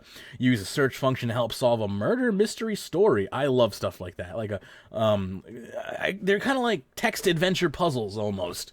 And do you remember that one, Pern, when you were watching the stream? Oh yeah, that was my favorite. Actually, I didn't know. I didn't get that far. I didn't get that far into it. I only watched the first hour or so. Again, wasn't a great weekend for me. Fair enough. So I just sort of, and you might have noticed that I was just invisible in game because I just didn't want to. Yeah. Bring everyone else down, but I watched about an hour or so, and then I was going to get back to it, but they haven't put it up on YouTube yet. No, I know that's a So shame. I've been waiting for it so I can just sit there and watch. Yeah, I know it's on Twitch, but Twitch always lags for me. Plus, that I've got sort of the Telstra TV and such here, I can just watch it on my big screen while I do things. So Yeah, I just wait for YouTube to come out. Pern, there is a program you can get which gives you the ability to download Twitch streams. It's called Twitch Leacher. Yeah, but it's going to go on YouTube in a few days. I'll just watch it on there and I don't have to download anything. Hasn't it been like 2 weeks since that's been streamed though, and it's still not on YouTube? Yeah. It's kind of sad. They should really hire a larger multimedia / streaming team. Anyway, so let's see here. Where was I? Slayer mob creatures. 3 new Slayer creatures requiring 95 to 115 Slayer being worked on by Mod Shogun. It's whatever. They're kind of... There were no models or anything done. There were some interesting animations that but mechanics that they kind of showed that lacked animations. It lacked basically everything but the name of the Slayer creature, so it was kind of boring to look at. But, yeah. As long as they're reasonable to fight and they're not, they don't have stupid one-hit mechanics that, when you have lag or any sort of little game glitch that just ruins the playability of it, like the Ripper Demons. Yeah, I hope that they do something to the Ripper Demons when 120 Slayer becomes a thing. Event news calendar, again, mostly useless, unfortunately. Allow players to see upcoming activities on an in-game calendar. It's not completely useless, but the problem is, or at least what Harley pointed out when we were watching it, was that it adds like in-game events for player mods and J mods, but again, clans are left in the dust and unable to create their own clan events, which really would have made this shine. Now, I understand that probably would have put in way more spaghetti code processing issues than just creating a simple system that isn't tied into the current clan system. However, with that being said, I think it would have been a nice opportunity to maybe detangle some of that spaghetti on the announcement end and maybe create something usable for clans. But unfortunately, that wasn't on their radar, and maybe still no love for the clans. Yeah, I'm still holding out hope that something this year, maybe expansion number 3, will be a clan update. If they just do what they were saying about the avatars, where you don't have to pull it out, you go there, we can sort of say, okay, you can get your bonus once you've done half of your resources, and then everyone gets that 5% rather than some getting 6, some getting 3, and hopping worlds creates issues and things like that. If they just do that straight percentage for being in a clan, that'll be awesome. Yeah, well, they're definitely going to do that, from my understanding, unless there's a huge backlash. So. I think that it was fairly well received, at least when we were reading through the document. It seemed like most people were okay with that. It hurt initially thinking it's like, oh, that 6% is gone, but let's be honest, like, no one pulls out avatars anyway 5%. Half the time. Well, yeah. 6%, you're only going to lose 1% out of it anyway. The thing is 5%, not 6%, but 5%. Yeah. Either way, they were talking about a flat 3%, not a flat 5%. So yeah, you would be losing. I was talking about flat 5. No, flat 3%. I thought they said 5. Oh, okay. Go look at the article. I'm pretty sure it was a 3%, and that was where I was like, there might have been a way to get the 5%. But I can't remember, and I think that they were gonna talk about whether or not it was gonna be 3 or 5. But if it's a flat 5% and everyone gets it, that's kind of OP. Yeah. Like, it used to be no one had that. Like, no one could get 5%, and now everyone can get 5%. Like, not no one, but like, obviously there was a problem with the fact that only a select few people could get that 5%. But the problem, the issue is now you're giving out that boost to everyone, and I think if you're gonna give it to everyone, you should maybe downgrade the power of the boost. Well, that's what I was saying. What they need to make sure that it's locked behind. You need to do a certain amount of your resources to be able to claim it. Also, by the way, you were both wrong. I'm right. It's 6% if you're in range of the avatar. So fuck you both. Yeah. Yeah. No, you both just told me it was 5%, and I'm like, it's 6%. And you're like, no, it's 5%. Update. No. The update is going to be everyone gets 5%. No, if you have the avatar out, the current avatar. If you have the avatar out, yes, it's 6%. And if you're within 10 spaces of that, everyone within 10 spaces that's 6%. 6%. Yeah. No. I was talking about the update. What they want to do is making it 5. I thought it was 5%. I was thinking the same thing with Pyrnassius. Obviously, Mage has just read it and he's just punked us both out. So no, different things that we're talking about, though. I will look up or if someone wants to look up the changes, I'd be curious to know. But I know that it's up for debate still. That's definitely a definite. There are no final numbers. But I thought they were leaning more towards 3% than 5%. So if I'm wrong about that, which is still fine. I think it would make. That's just a straight passive that you're getting. Isn't there enough bonus XP in the damn game? Do we really need to give everyone 5%? Yeah. Oh. I was going to say that, Totally agree. Yeah, I think 3%. I think 3% skilling outfits and stuff like that, which also give you bonus on top of bonus. Yeah, there's an avatar out, There's so many bonuses in the game. I don't think we honestly need a way to make it even easier. But I do think that there is kind of a class issue with if you're an avatar warden with admin rank, then you have a chance at 6%, whereas other people, and then there's only three of them, so if 3 people have them out, then you just straight up can't get that unless you go basically follow around the avatar warden, which they may not be doing what you want to do. So yeah, I think that's kind of unfair to say that certain people in the clan are just basically can be more privileged than other people in the clan. And I understand ranking obviously increases your privilege, but it's become like a level of exclusivity that's kind of snobby and unfair to others. So I think it would be better if there was just a flat rate for everyone who participate. That's another thing is I only participate in the Citadel if there's a need. The other day, we weren't gonna be able to finish one of them, so I went up there and finished it. Before it reset over. But generally, I won't do that unless there's a shortage. So, there was a shortage, so I was up there. But if there wasn't, then people like me just get the 6% if I want it, and I don't do anything. And it would be nice to, put me to work and incentivize me, damn it. So, yeah, I'm glad to see that there's incentive, because that's another thing that's wrong with the Citadel. There's no incentive for being up there when you're maxed. I'll just say it. If you're maxed, there's no reason to do the Citadel, and that's stupid. That's stupid. That's just stupid. So, if I know that I get a flat 3% increase on everything I do for the week if I spend an hour up at the Citadel, then yeah, I'm going to spend an hour up at the Citadel. That becomes a no questions asked scenario. Anyway, so let's continue on here. That got a little off track. We got, I can't believe that all spawned from me talking about a clan calendar. In my clan, everyone is admin plus and avatar warden. Still, nobody takes them out. Yeah, that's because, and I think that's a problem because of the familiar issue. It's 90% of the time, familiar is going to give you more useful benefits than I don't know. Or you're just in a situation where you want the space. I don't know. There's been so many situations where I'm I'd like the 6%, but more inventory space is more important. Or the proc on this familiar is more important to me. So yeah, I think that the avatar system for bonus XP does kind of just need to go. Anyway, quest improvements. Improve quests in the area that are requested to attract players to enjoy the quests. That's by Mod Stew. So that's kind of a broad brush he's painting there. But quality of life improvements on quests, always a good thing. Lumber's Crater. Fill in the Lumber's Crater and make the area more appealing. That's being worked on by Ramen and Luke. That looked so good. Yeah, I like it. That teaser image. I liked it a lot. I think the lake was a little small, but I'm okay with it. I'll live. It's not the end of the world. How are they going to go with their beach events and all that, though? I thought, you know what? Not getting beach events anymore? They addressed that. Did they address it? I'm going to give my fake addressment first, because you could just dump sand on top of the dirt. It's not a big deal. Sand still goes on top of dirt. That's exactly it.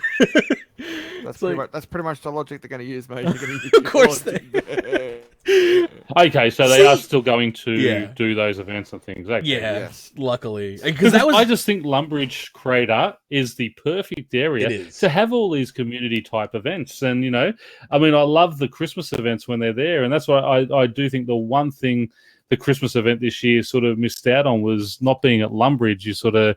Yeah, you just went to Berthorpe, went through that thing. It was its own separate little area. But I like that community aspect of everyone running to Lumbridge into that crater, because that's where it's always been type thing the last several years. And a couple of things to note regarding the Lumbridge crater. What's going to happen with it? The Zamorak area, that's getting removed, and the Saradomin area, aka where the Cabbage Paste Punch Bonanza is going to be moved to the Gamer's Grotto. Yep. So that's interesting. I feel like anything that gets relegated to the Gamers... It's Gamers Grotto is where minigames go to die. That's the problem with that. Exactly. You just forget about it. I love to play that to get my Slayer tickets up. So I'd love to know. I'd love to know how in lore wise they're going to be able to like excavate the Ceradome and Cabbage Face Bunch Bonanza area and just move it somehow, give it a big enough space to. Oh, that's play easy. The game as Grotto. It's called magic. There you go. It's the same way they did the they moved the 15-year anniversary park. It's got its own island now. Ah, yeah. Does anyone actually realize? Anyone gone downstairs at the Lumbridge Castle, down to the basement? You look to your left, and you will see what the Ham headquarters still there on the left. Yeah. Regardless, regarding the fact that it's actually moved to the right. That's funny. I didn't notice that the direction was incorrect. That's funny.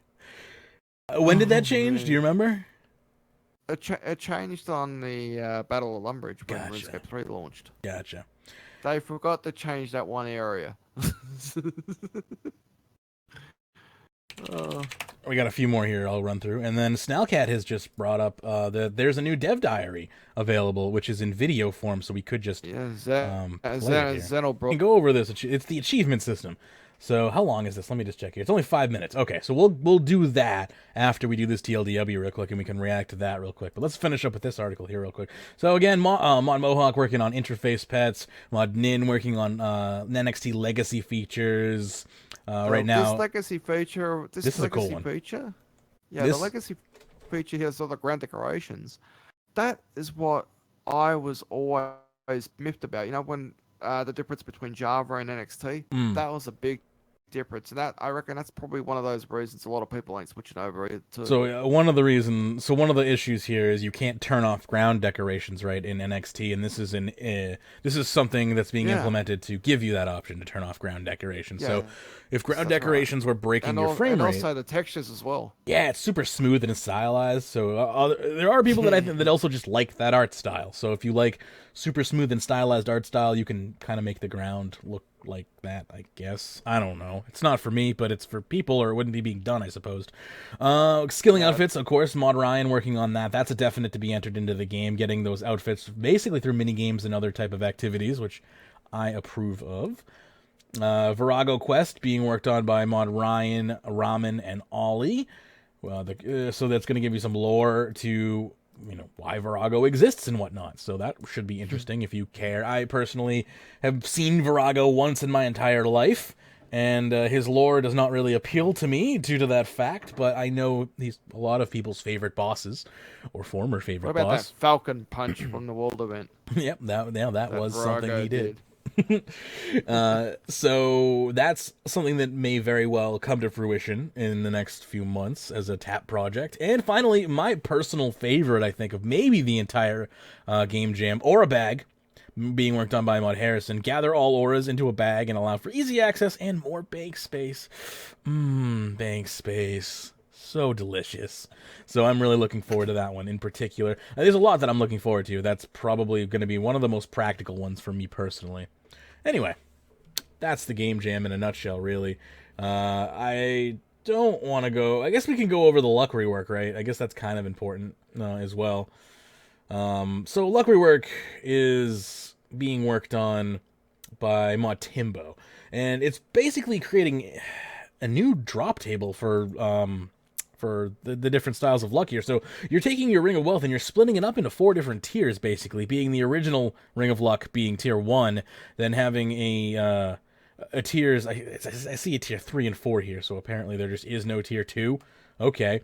So tier 3 being the Ring of Fortune, which requires 72 crafting and 87 magic, and then that would be level 50 ring stats. Sorry. Mm-hmm. The Ring of Wealth is going to be the tier 2. Okay, Ring of Wealth is so the original. Oh, so the original one is tier 2, and the Ring of Luck is the new tier 1. Gotcha. Cool. Yes. And then what we all really care about, the tier 4 ring, Luck of the Dwarfs, is going to be everyone's basically new go-to luck ring in the game. It's going to remove unwanted items from the drop table, such as raw lobsters, flax, molten glass, the junk drops from the RDT, and increase the chance of a rare drop by 1 to 3%. So That if you're using, and I believe this will work on clue scrolls as well, if I remember correctly. If you're using the Luck of the Dwarves for an elite clue, it's going to give you a better chance at a better drop, and so forth. For like the hard one, I believe you can use the Ring of Fortune and whatnot. So different tiered rings. One of the most important things that they are bringing up with this is the Ring of Wealth and its other sort of formats of it will no longer replace your drop. It will be in addition to your drop. Yes, that is probably one of the biggest things. Yes, is the rare drop table is basically its own drop now. So if you proc onto the rare drop table, that's just like a bonus in addition to what you would have received from the monster. So that is a huge improvement. Yeah, that's really cool. Generally, you don't see me get excited about PVM updates, but that's one that just makes sense. So that's cool. All right. Any other thoughts that anyone wants to talk about in regards to the Game Jam or that specific one or any of the other little projects that are being going on? I don't want to give them too much time because the fact that it requires level 107 invention, the Luck of the Dwarves, with the lucky that's true. Rings thing. That's pretty intense. I'm fine with it. I'm 120. So that's it's a pretty high requirement, but I'm glad to kind of see things go over 99 invention because giant empty reward space is kind of lame. So good eye. I didn't even see that. I like that. Any other points anyone wants to make, or should we move along to this dev diary here? Achievements. That game jam was funny. I don't expect was good. Penguins in Space to ever make the release, but we can hope. If it does, if it does get released, it's got to be released on 420 for obvious reasons. I hope so. That would be like Christmas to me. That would be amazing. I would love that. So, speaking of, we have here two devs that are going to be talking about the achievement system, which I also am looking forward to coming this year. Basically, a new way to measure your completion of the game at a more accurate rate than do you have a cape or you don't have a cape. So, why don't we go ahead and take a listen to that, and then we can come back after it and see exactly what they said, and we'll talk about it. Here we go. Welcome, RuneScapers. Mod Ashes and I are here to talk to you about the achievement system and what that means to you.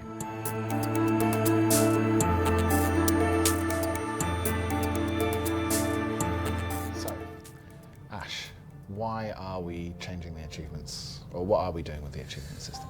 So at the moment, it's all kind of spread out between what the players know as diaries. But then we also have things like raids, other bits and pieces that give you sort of a nice chime of, oh, you've completed something. But what we want to actually do is try and collaborate all of that so it's nice and easy for the players to find it in one place. Something that they can look at quite quickly and find something they want to do in a very short-term game.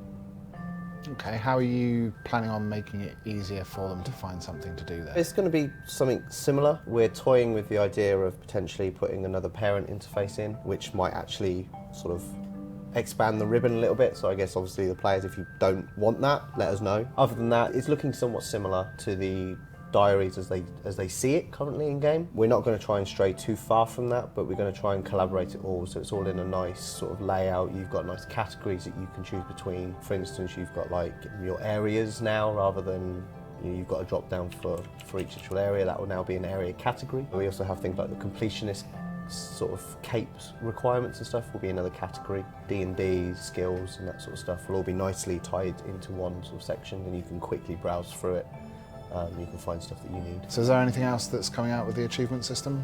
So we also plan to add, I guess, a recommendation system. It will essentially show some achievements that we feel the player can achieve in a very short-term game. This will populate to so many that essentially the player can do.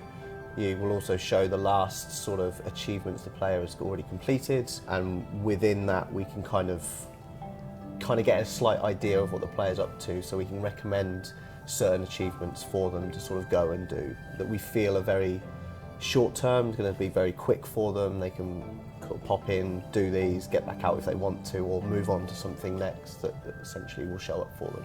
We've been talking a lot in the office about the path system, where we can chain together a series of achievements, basically forge them into a path. So if you had, for instance, a God Wars dungeon path, we've populated the path with a series of achievements that will get you to God Wars dungeon and get you into that content and playing, get you up to the levels you require, any quests, like things like Edgar's Ruse and stuff like that. And by the end of it, you've gotten to a point where you should be satisfied enough that you can take on the God Wars Dungeon. Obviously, new achievement system. You've talked a lot about converting things that exist, like the tasks and raid feats, things like that. Are we going to be getting new achievements? We're hoping that we can add a few more achievements in as we go through, time depending, as always. But I think what it will be is essentially more high-level achievements. You've got all the diaries and stuff at the moment that we are converting to achievements. We feel a reasonably good sort of standard of quite high level. So I guess if we added anything new in, we would try and aim it more to the sort of higher end. They're from the lower point when you start up to area of our player base. And on that note, if you guys have got any suggestions for achievements that you'd want to send in, just get in touch with us on Twitter or Reddit or through the forums. Obviously, online achievements systems are pretty common. A lot of them come with a gamer score or some way of showing off to your friends how many achievements you've unlocked. Is there going to be a similar sort of thing? We've obviously got the full count of, you've done 50 out of X number of achievements. We're also toying with the idea of potentially having a score that goes with them, and you can kind of use that as a rate against your friends as well. Obviously, that's something you guys would like some feedback on if it's worthwhile to see, but obviously at a very bare minimal, we will be sticking in you have completed X number of Y, essentially, so 50 out of 100 or whatever. Next question, I guess, is what progress have we made so far? So we're quite early in development still. At the moment we've sort of converted most of the old sort of diaries into our new achievement system. We're working on the interfaces at the moment to make sure they're crisp, clean and user-friendly. Then our next sort of thing will be the sort of the recommendation system and the pathing system. We'll try and get that down to a very nice flow for the players. It's obviously very early days and we're sort of taking the first steps into this project, but that means that your feedback is going to be really useful to us right now. So to summarise, we'd love to hear your thoughts on new achievements that we could implement with the release of the new system. Also your thoughts on the path system and how you would use that and what sort of paths you'd like to see that would guide you towards content. And also we'd like to hear your thoughts on whether or not you want a full gamer score style system in there or whether X of Y achievements unlocked is desirable enough for you. Obviously any other questions or comments or feedback you've got on this, leave them in the comments section below or send us a message over Twitter and Reddit or on the game forums. Thanks very much. There you go. So I'm excited for the achievement system. This is obviously extremely early stages, planning stages, and that's, it's a good time to jump in and get our feedback on these types of things. So for number one for me is I want to see a rating system. I want to see their quote-unquote gamer score or whatever. I want some sort of number that I can tie to my account that is more meaningful than total skill level. Like, that's what I'm looking for out of this. Is anyone else looking for that or something different? I mean, I love the achievement diaries. They're the type of things I like to go out and sort of complete. I'm a completionist in that regard. Scores and such, I don't really care about. Personally, I don't care what my score is against your score. I just care what I have done and how much of something I've completed. That's just sort of the way I play the game. But, it'll be interesting. But also, as a max player, there's probably very little in path systems that that is going to be sort of, oh, wow, I'm going to sort of jump up and down and get excited about. I don't expect any of that to have any relevancy to us, for sure. I assume to only be looking at the end game for myself, and that, to me, is how can I compare my account versus someone else's account. I play this game competitively to an extent. My goal is to, gain as much as possible experience as possible, for lack of a better term. As uneloquently as that could possibly have been said, but that's my goal in the game, is to just gather as much XP as possible, and I like to see how I fare against other people, and I don't feel like a total level is a great way to showcase that. Yeah, well, and that's bad. It. I mean, the game is 15 years old. I mean, you've got so many people who've already on 5.4 billion XP. No one's going to make sort of front page on any skill anymore because there's so many people who've already done it. So something different, which will make newer players have something to aim for and such, I think would be good. I want to comment on, that on regard, Elite but- right here, who says, in before getting kicked out of clans because your score is too low. You know what? If that's the type of clan you're in, I'd find a different clan. Yeah. That sounds like a shitty clan. I Exactly. mean, kill, skill, and chill, Exactly. right? We would. We will never kick you out because of your... If anyone tried to kick, So don't anyone worry. tried to ever kick anyone for that, Yeah.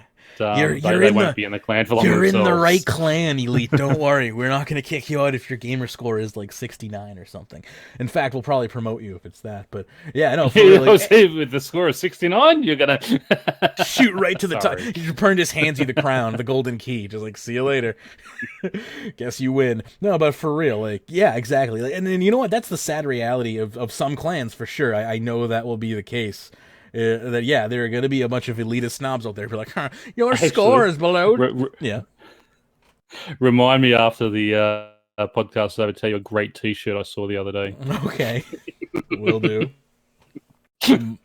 But so I like the idea of scoring. I like the idea of competition. I think it's a good thing to be able to measure your character in many different ways. You know, you have the combat system, you have the skilling system, where now you have the current achievement system, which is kind of shitty, but is still there and in a way to measure your completedness, I suppose. I always thought of the current achievement system as basically just a system that you would achieve little bonuses out of. I never really thought about it towards...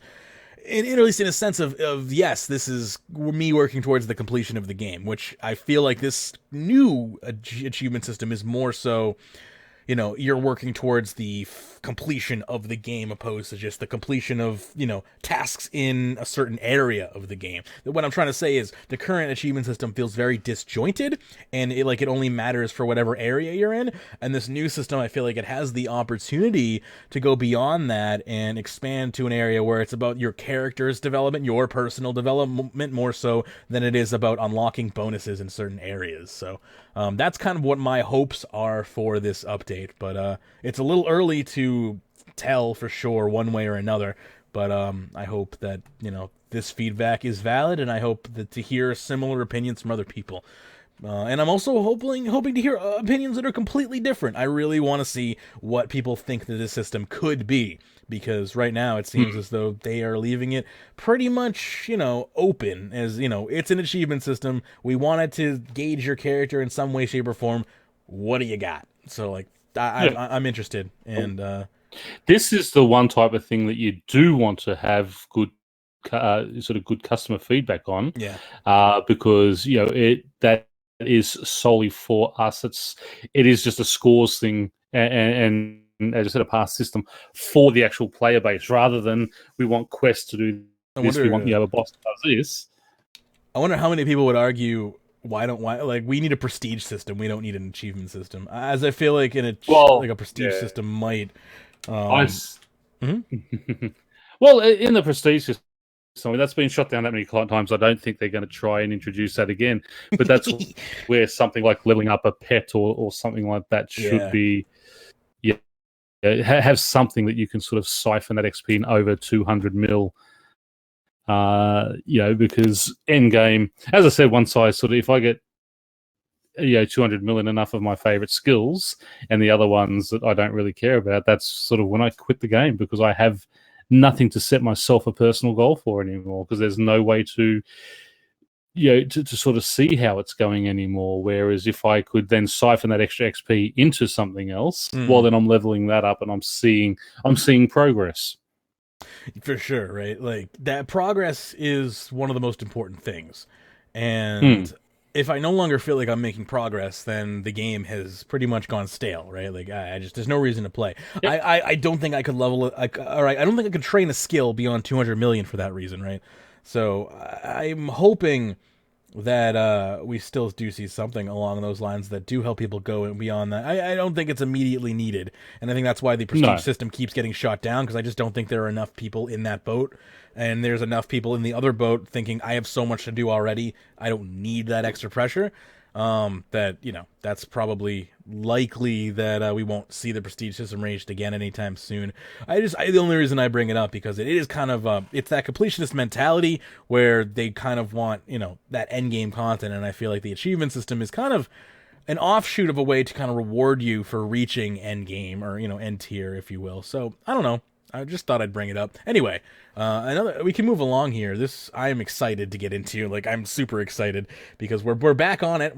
We can't, of course, have a week without talking about the mining and smithing rework, and it looks like we've moved back over to mining from smithing.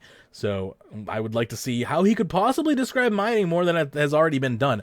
I'll be honest with you, Pern. I thought we already talked about mining and we were done. Yeah. So, I actually thought mining was. So is this document? There, you hit a few rocks, you get the stuff, and that's it. This document was tossed in our topics document. Is this actually new? There's no dates on these types of things, so I'm like, is this actually new or not, or is this just more of the same stuff? We might have read this before. Well, actually, is it an update?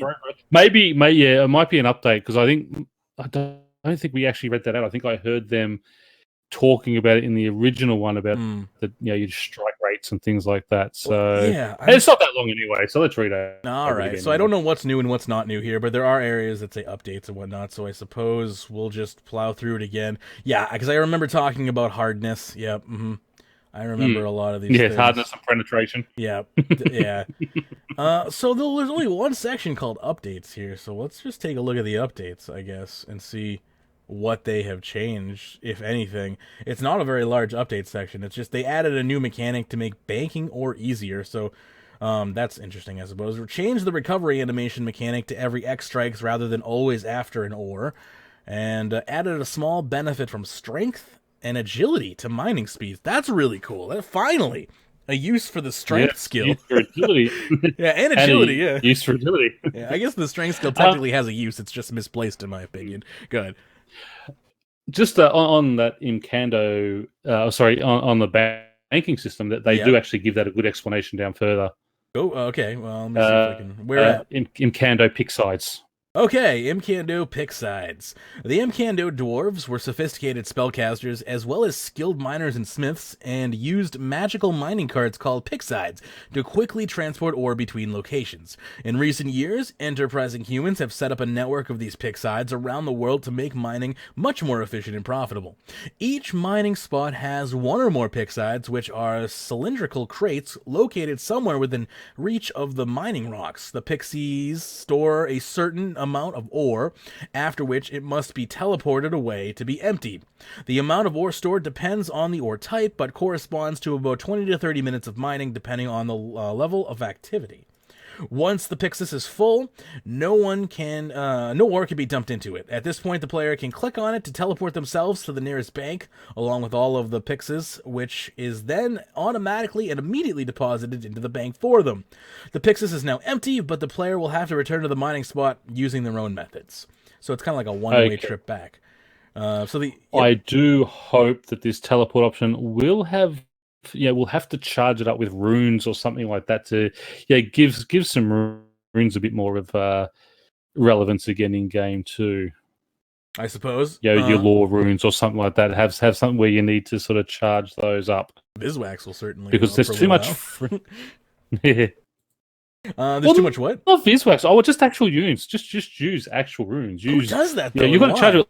Lore runes and such, but why am I going to carry around runes when I can just teleport? No, you don't carry around on that pick sides. You just charge up that pick side, and say it's going to cost you 100 lore runes and 1,000 fire runes, and that'll give you 100 sort of teleports on that pick side back. Things like that. That'll be interesting. That'd be down free.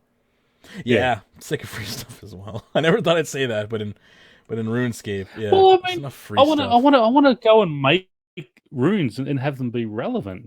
It's just only nature runes. Sorry.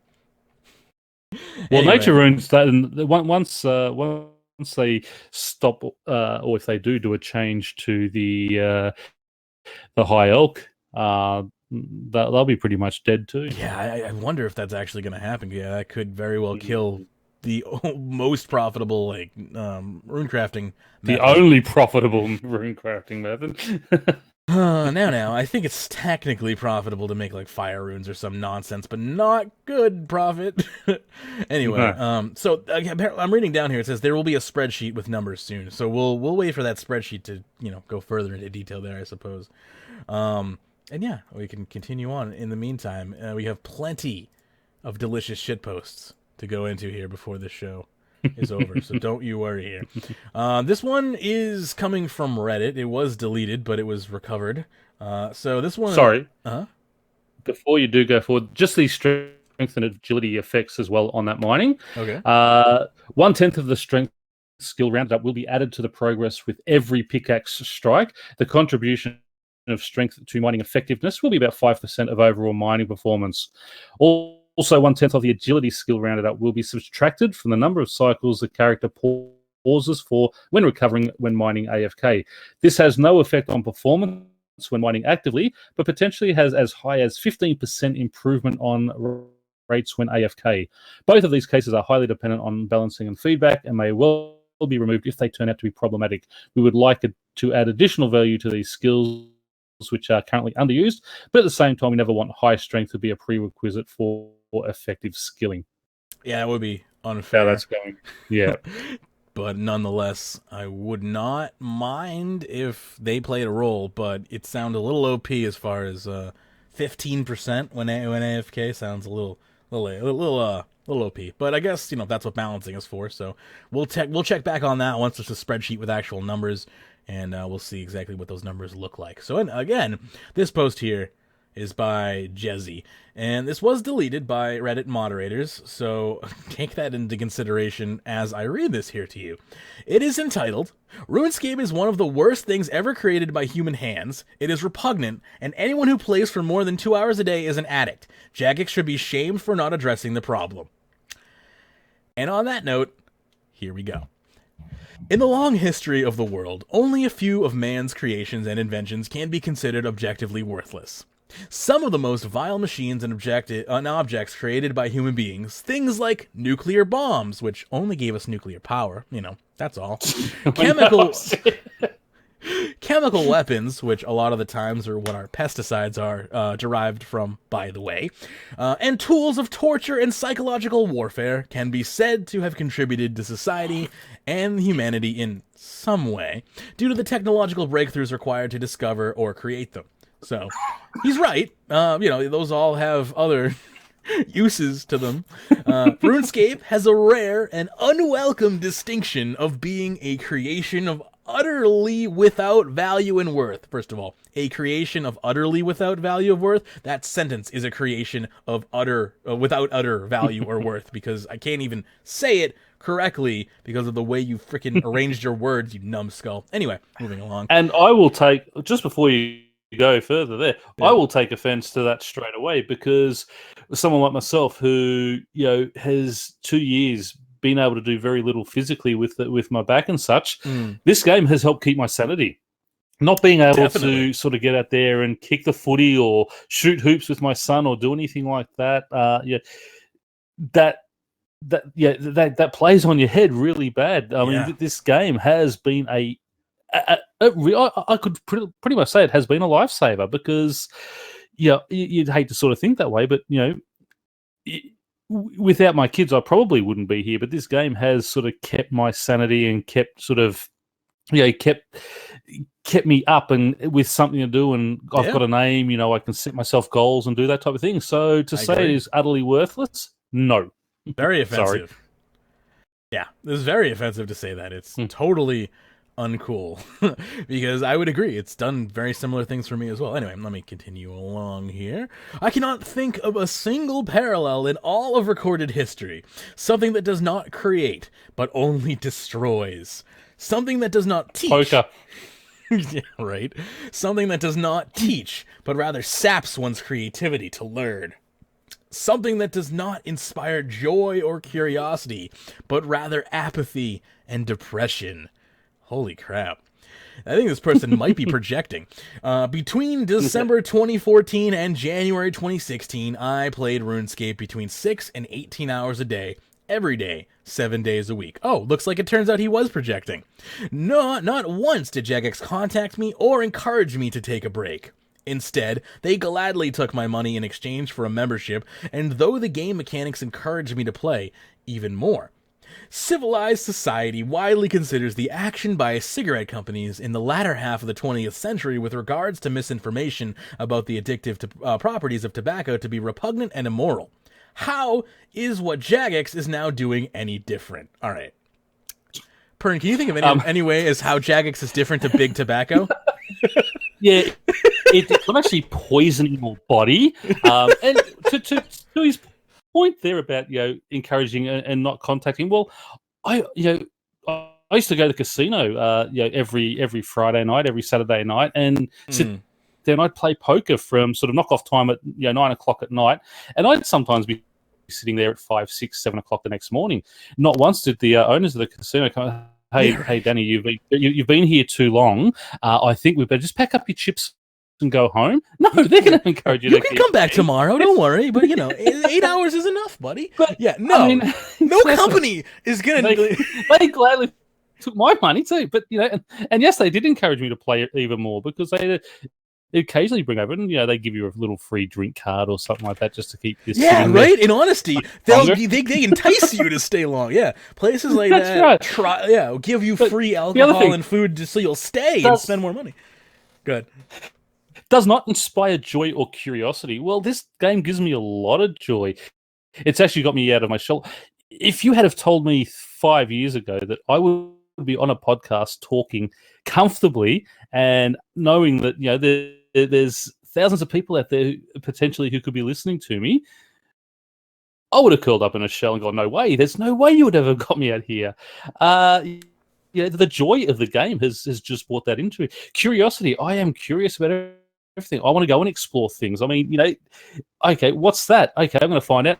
I'm going to work out how to get it. That is part of curiosity. The game of growing, learning something new, being curious about how to fight that boss. I'm going to do that. How do we get to that quest or how to get that weapon? I've got to go and do that. I mean, jeez. He's wrong on every single sentence he has there is wrong. RuneScape encouraged me to follow a longtime dream of mine and become and become a podcaster. Like, I have always been fascinated by talk radio. When I was a kid, I used to make little MP3s that I would send to my friends to listen to about games, and they were like, yeah, they would gladly take them and listen to them and then talk to me about them afterwards. Like, people enjoyed them. And that was the beginning of me podcasting and doing talk radio and whatnot. But I never had a real outlet until I was like, I play RuneScape a lot, and RuneScape's an ever-changing, community and economy and world. Like, I could regularly report on this like it's CNN. And when I figured that out, I was like, this is how I'll do, this is how I'll get into talk radio. It's something I already love. And to say RuneScape has not inspired me, it not only has it not inspired me, it inspired me to create. Not just it's like, go kill yourself, Jezzy. Anyway, let me continue on here. Jagex has a moral and ethical obligation to prevent and to help people who spend excessive time playing their game. No, they don't. Every couple of weeks, I log into my old account, and I still see many of my old friends still playing 8 to 10 hours of RuneScape every day. And you know what? They're independent, sovereign human beings. They can do what they want with their life. You're not the boss of them. Jagex isn't the boss of them. Nobody can tell them. Yeah.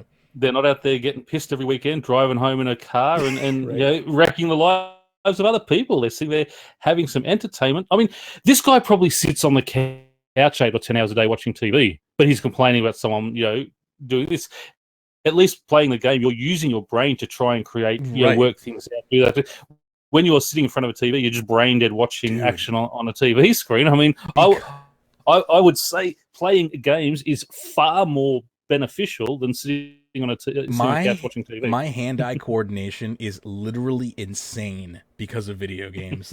I can from not even looking, throw a tiny object from anywhere and catch it with any hand. I'm just, my hand-eye coordination is crazy, and it's because of I spent many years sniping in video games. So a very small hand movement, I can track objects moving through the air really easily with from the air to my hand because of that. You know what else can do that for you? Playing baseball or football. I got it through a video game. You can get it through playing baseball or football. Why do you care how I developed that skill? It's still the same fucking skill. It's you can't say that esports do not teach others brain and focusing sport activities like that. The ability to hone in and focus on something. Again, I'm horrible at PVM. In fact, yeah. I think actually, I think there's a study in. I was reading it in the paper the other day, and I only sort of went over it quickly, but I think it's a study in Sweden at the moment where they're having older people who are just starting to sort of show signs of dementia or have sort of family history of people with dementia playing video games to try and get that mind active. And how effective it has been in slowing down and in some cases stopping putting Wii U's in retirement homes was like one of the biggest and best things a lot of retirement homes ever did. We're getting old people to get up and be active and play, and play and interact with something again. All thanks to video games. I mean, who here hasn't seen the charity special effect? And what video games are actually used for pain management as well. It takes you out of yourself. It certainly does. And I can vouch for that firsthand. Yeah, for when painkillers stop working on people, they will prescribe video games in cases where that is possible. If you have movement of the necessary movement to even play a video, there are people who are completely paralyzed from the neck down. And even then, there are even thanks to special effecting companies like that, there are even systems for them because everyone deserves to have video games in their life. Everyone. Let's see here. So Jack says a moral and ethical obligation. I love that claim. How does a company have a moral? That's like saying, Snickers has a moral and ethical obligation to stop me from buying an entire box of Snickers instead of just one. Like, no one, you can say that, but it's not true. You can wish they had an ethical obligation. You can say that it's immoral, but you can't claim that by whatever power, to do it. No one. They're not obliged to do it. Maybe they should do it, but they're not obliged to do it. Because I certainly think that they really should be more, a little more conservative as far as how they, use Treasure Hunter in this game due to its gambling properties. Like I have no problem with microtransactions, but I do have a pretty big problem with gambling and underage gambling. So like, if anything, that's the one thing, the one point I'll concede on is in my opinion, they should really curtail that because I think that is a huge violation of morality. But again, I don't stop playing the game because again, it's just my morals and other people's morals may not clash. Morals are a subjective thing. There is no end all be all list of what morals you have to have as a human being. That's the beauty of free choice. You can be as moral or immoral as you want. You go way too immoral and you might ostracize yourself from society. But, there's life is not still black and white. Exactly. It's still your choice. Life's not black and white. We live in a world of gray. You can live your life the way you want to. Anyway. Does this sound any different to the effects of prolonged methamphetamine abuse? Good sentence to pick back up on there. Or the effects of abusing other addictive pursuits, such as gambling? So again, I'll give him the gambling point with Treasure Hunter, and Treasure Hunter alone. Listen, if anyone out there is playing RuneScape so much your teeth are falling out, or you've lost 10, 20, 30 pounds in a couple of weeks, then yeah, you have a problem. You definitely should seek help. But how do you compare RuneScape to methamphetamine abuse?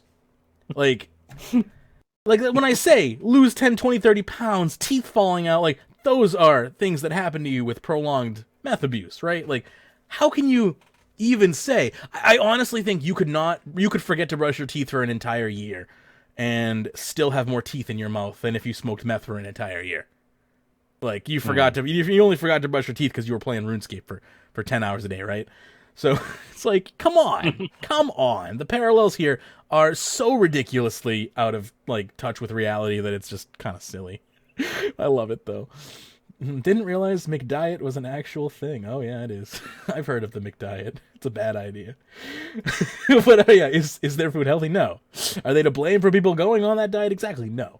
And that was the whole argument against Supersize Me. It was like, no self-respecting moron goes and eats 10,000 calories a meal at McDonald's. Like you do that because A, you're trying to prove a point, or B, you smoked a nice fatty and you just can't help yourself. But no one does that on a regular basis. It's just inhuman.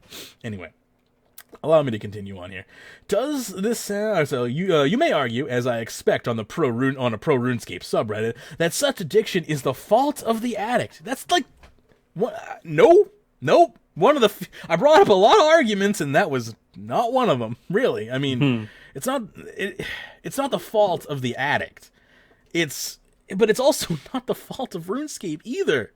Like, you can be addicted to video games. I do think you can be addicted to video games. And I've brought this topic up on, like, psychology podcasts and shows and whatnot. And I've been disagreed with by, like actual psychologists, or, like, PhDs have said that video game addiction isn't real. I don't necessarily know if I agree that video game addiction isn't real. But I don't think that just playing RuneScape is, makes you an addict. What's up, Pern? I would probably agree with you there to a degree that video games can be addictive. I think anything can be addicting, but right? yeah, exactly. And I was going to say that there's degrees of addiction, and Sure. You're not going out breaking into houses, carjacking people. If you rob a GameStop, RuneScape. If you rob a GameStop with some membership cards, you might be addicted to RuneScape. Yeah, but then even then they have to actually charge the cards up anyway. So you imagine a guy going in there and running with a gun, and he grabs a handful of RuneScape cards and he throws them at the cashier and says, "Charge those up for me now." If you move to a third world country and start a botting sweatshop, you might be a RuneScape addict. Like, these are signs that you have a problem. Like, no, you're just an asshole of a human being. Yeah, you're just a human trafficker at that point. But hey, RuneScape made you become a human trafficker, right? So there you go. So let me continue on here. Certainly, I would agree that some responsibility for life choices should always reside with the person making them, but at the same time, Jagex must recognize it has an ethical obligation as a member of society. Jagex is not a member of society. They are a corporation that exists within the constraints of society to help those suffering from an addiction to their creation. Like, hand me a gun now. I want the brain matter to fly from my skull because I feel like my brain is exploding. No. I need a visual. I want the brain matter to fly from his skull. I'll tie the guy down. You shoot him. Oh God. Let's see here. Although I have succeeded in ending my addiction, and congrats for you, because I do believe that video game addiction is real, and if that is what you did to change your life, then that's fine. But I suppose this is what I hate it when people kick an addiction and become a warrior. Like, just this chill guy out. sounds like a born again Christian. Exactly. He's had the problem. He comes in and sits there and preaches. I mean, yeah, exactly. I smoked when I was younger, and I quit, and I can't stand the smell of cigarette smoke. Here. And it just pisses me off when people smoke around me. But I'll walk away, and it's just like I'm not going to sit there and preach to them and tell them that they have to stop because they're destroying the world. And yeah, I will occasionally nudge family members who still smoke, but yes, a friend or a stranger or a coworker, it's none of my fucking business. It's like they can do whatever they want. I can't. Oh, I have a shot at my coworkers just because they always go out. We get certain breaks a day, and they're always sneaking off for extra breaks. So they have a cigarette, and it's that's like that pisses me off. That's a running joke in this country. Like, pretty much, it's like if you're a smoker, you get 3 extra breaks. It's like, no, you don't. Well, actually, there's a few companies here that will actually pay non-smokers a higher wage or a bit of a bonus. I like that. And the smokers who do not go out for cigarette breaks through the day, or if they do not smoke while they're at work, they will get that bonus as well. And it's a great idea to encourage. And we need to see more of that type of thing happening. That's a progressive policy right there. I like that. Yeah. Let's see here. Because you're still leaving the choice up to them. It's just, I like that. Jagex, let's see, did I read that one? It's now finally free of although I have succeeded in ending my addiction and now finally free of pain I had fought for so long. My goodness. Sorry. The bonds of RuneScape. I still feel those who are still chained to their computer screens, mindlessly clicking and typing for hours on end. Many have lost all perception of time and have created a perverse reality for themselves where conventional notions of what constitutes a sensible allocation of time or priority no longer matters. And I mean, I'll agree that is definitely a definition of addiction, but, I don't. But let's with also look at people who are spending 6, 8, 10 hours a day on the computer and not mindlessly clicking away at just RuneScape. Yeah. I mean, I sit at the computer for 10. 90% of RuneScape these days is that's right. But 90% is AFK. Yeah, 90% of what I do doing is other work while you got a job. Yes, I work. I have 4 other RuneScapers, but 1 monitor. You know, oh my goodness. You know, and that's a clever scaper will just find out. You're just functional addict. You just basically you figure out how to work your work schedule into your RuneScape, and then it's no longer a problem. I mean, you replace RuneScape with drinking or something, and you know it's it's basically the definition of a functional like addict or whatnot. But nonetheless, one of our listeners, Thieves, has got the best way. He actually works he makes eyeglasses. So he works out all his AFK skilling while he's making glasses and such. And he's sitting there getting everything right, doing his AFK. Boss comes and he clicks off the screen and keeps going. He's got it down pat. Yeah. But yes, he's probably spending just as much time as we are, but at work, and it's all AFK, and that's one time I worked at a place and the computer that I used for work and RuneScape was really slow, and I was AFK fishing at the fishing guild many years ago when the fishing guild was still cool. And I had the screen up because I was switching places, and my boss comes in from behind me and I can hear him coming up, and the computer freezes and I can't get RuneScape behind me. So I literally, because I could hear him coming, I pretended to be angry, and I was like, oh, and I got up from my desk and I pretended to trip and I ripped the power cord out the back of my computer. I was like, oh, oops. Oh, crap. And he's like, are you okay? I'm like, yeah, I just twisted my ankle. That might be addictive. Well, I was going to get caught, and he was going to, he'd already told me, he's like, if I see you playing that game, you're fired. I was like, oh, man. So, that's what I did. I just ripped. No, the tower was next to me, so I fell, grabbed the tower, ripped the cord. This was real Magebit, and this was almost like 10 years ago at this point, but that is something I really did. That's awesome. Magebit providing us RuneScape addiction. Also, good night, DX. I didn't see him leave. He has gone to bed. He's gone. Yeah, he said the medicine overwhelmed him. It was time for bed. I don't blame him. Poor guy. He's had a rough week. Yes. He's hyped up on some meds for his face is all like a swollen, and they don't know why, which is the worst part of it.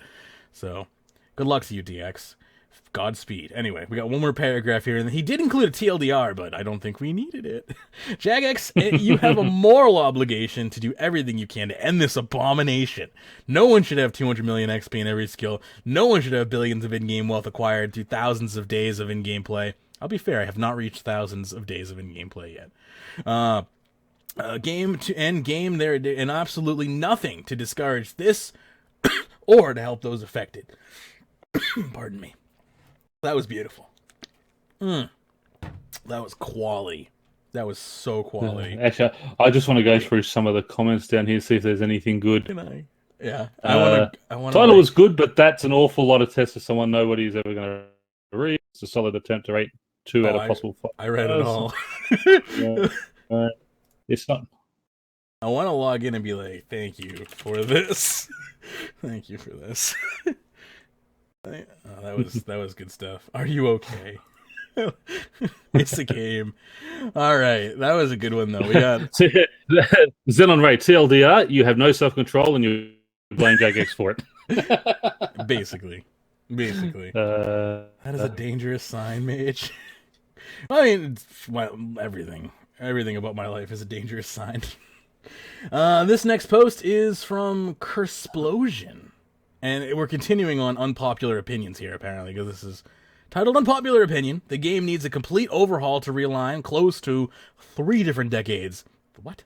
3 different decades of design philosophies into a cohesive whole. So I assume they mean like 90s, 2000s, late 2000s, as far as the different types of developers that have worked on the game, which, fair enough. That's just, Well, yeah. That's the case. You got the 90s, the 90s, and the 10s. Fair enough. So let's see what this person has to say. There is a serious this is a serious post to promote discussion about the future health of the game. Let me know your thoughts. As we prepare for our first expansion in Menaphos, I often find myself looking around at how disparate many parts of the game feel. From interfaces to skill design to regional layout to even the minigames that are only done for completion escape requirements. After updating almost every week for over 15 years, the game feels like several distinct entities rather than a single cohesive whole. And it's readily apparent that the design redirection is rather different today than it was for the game's inception, obviously, as it would be, being over a decade and a half ago. This isn't a bad thing, but when it's an inconsistent as the game as is today, largely thanks to poor documentation and coding practices, the overall quality takes a hit. As much as I enjoy this game for the little things, I can't help but wonder how much better it would be if we took a step back and tried to straighten everything out before we continue building on top of it. If the foundation is weak, the structure cannot stand. Following is just an example, feel free to add your own. While part of this will hopefully be fixed in the upcoming mining and smithing rework, almost all equipment requires a significantly higher level to create than it does to use, and only melee equipment is available for free players to access without help from others. The best ranged armor on a free player can craft: level 10 hard leather, magic, level 20 spider silk, melee, level 50 runite. Everything else has to be crafted as a member or bought from members only shops. While yes, getting membership should be encouraged, free to play still should feel like a complete game. I disagree with that. Free to play should feel like a demo, because that's what it is, a demo. So I have to say I do agree with his latter half, saying that, well, hopefully some of this will be fixed with mining and smithing. Like, other skills are still broken, like, you know, as far as magic gear and ranged gear and stuff like that go. And I honestly really do hope that we see you know, that direction as far as, like, all skills need to be reworked. I agree. What are your thoughts on that, Pern? No, totally, and that's what I've said all the way through. We should always have the ability to make levels of magic and range gear up to a certain level, and then start having components dropped by bosses, and then having your rune crafters, your crafters, and your smiths make those things into the finished product. That's the way an economy does work hand in hand. Again, I also agree with update after update after update, building on top of each other. It does make the game difficult. As in, it's making the game sort of fractured. I don't think so. What I would like to see is, would we love them just to start again and just build a whole new engine? And we talked about it before. We get no updates for a year, and they build a whole new engine, fixed everything up, and then we start again. I think you'd lose too many players doing that. Should they perhaps work on it piece by piece, is what they're trying to do at the moment, and just taking pieces out and doing it? And the bank rework's one of the big things there. I mean, it's a system that's been in here since 2001 when the game started, and it's got so many iterations and things to do. It's taking them a long time to do it. Original bank sucked, but it's a start. Yeah, but it's a start. Build that up. Yeah. Get that right. Get that all organized. Then work on it. And if you have to work skill by skill to get it created, and just sort of have no updates in a certain skill for a few months while they fix everything up, yeah, great. But it's saying that the foundation is weak. I don't think the foundation's weak. The foundation is very convoluted. It is. Yeah. It's been very obscured over time. Game. Yeah, that's right. And it's hard to know where one thing starts, where another thing ends. And when we see what things can break, right. Some stupid things that'll break because of something that's totally unconnected. Yeah, it's like, okay, we added it. We added in boss pets into the interface. Oh, by the way, also, like, all fishing is broken for some reason because of that. It's like, what? It's like, well, for whatever reason, they updated the game on Monday this week, things right? Like that. There were no familiar updates on Monday, right? There were no I don't know what they did, but there was an NXT update. Somehow an NXT update, which I guess kind of makes sense, broke a feature on the Java client. Like, so, it's like, things like when they change certain things in one place, they can completely break in another place. So, that's but it's only Java, so it doesn't matter. Don't fix it. You'd be surprised how many people to come across. You'd be surprised because I actually discovered a bug playing the NXT. What? 45% of the people still Yeah. played on the Java client. That's crazy ridiculous. to me. But like, I've talked to a bunch of people about that, and everyone has had a pretty good reason as to why they're still on the Java client. But like, when I was, Have they tried recently, or are they? I don't know. What? I mean, I was talking to someone everyone. the other day. Oh no, I tried that out. Crap. And I said, but how long ago did you try it out? When it was released. Try again now. Yeah. If you haven't tried it since it was released, you're missing out. If you have tried it in the last month, I can understand, like, maybe only trying it every couple of months or something. But yeah, you should try it every couple of months because you're gonna have to move eventually for sure. But yeah, like I was just hanging out here at 95 Divination Wisps, and I was hanging out just divinating, and someone was like, "Mage, I can dismiss your follower," and I'm like, "That's weird." And they're like, "Yeah, like I can't actually do it, but it's an option, and it shouldn't be." I'm like, "I have all familiar options just turned on. I can't even click on my own familiar." But I'm also on NXT. They were on Java, so we were two different rendering clients. So on Java, they were able to see and right click on my familiar and get the options, despite the fact that they also had click through familiars on.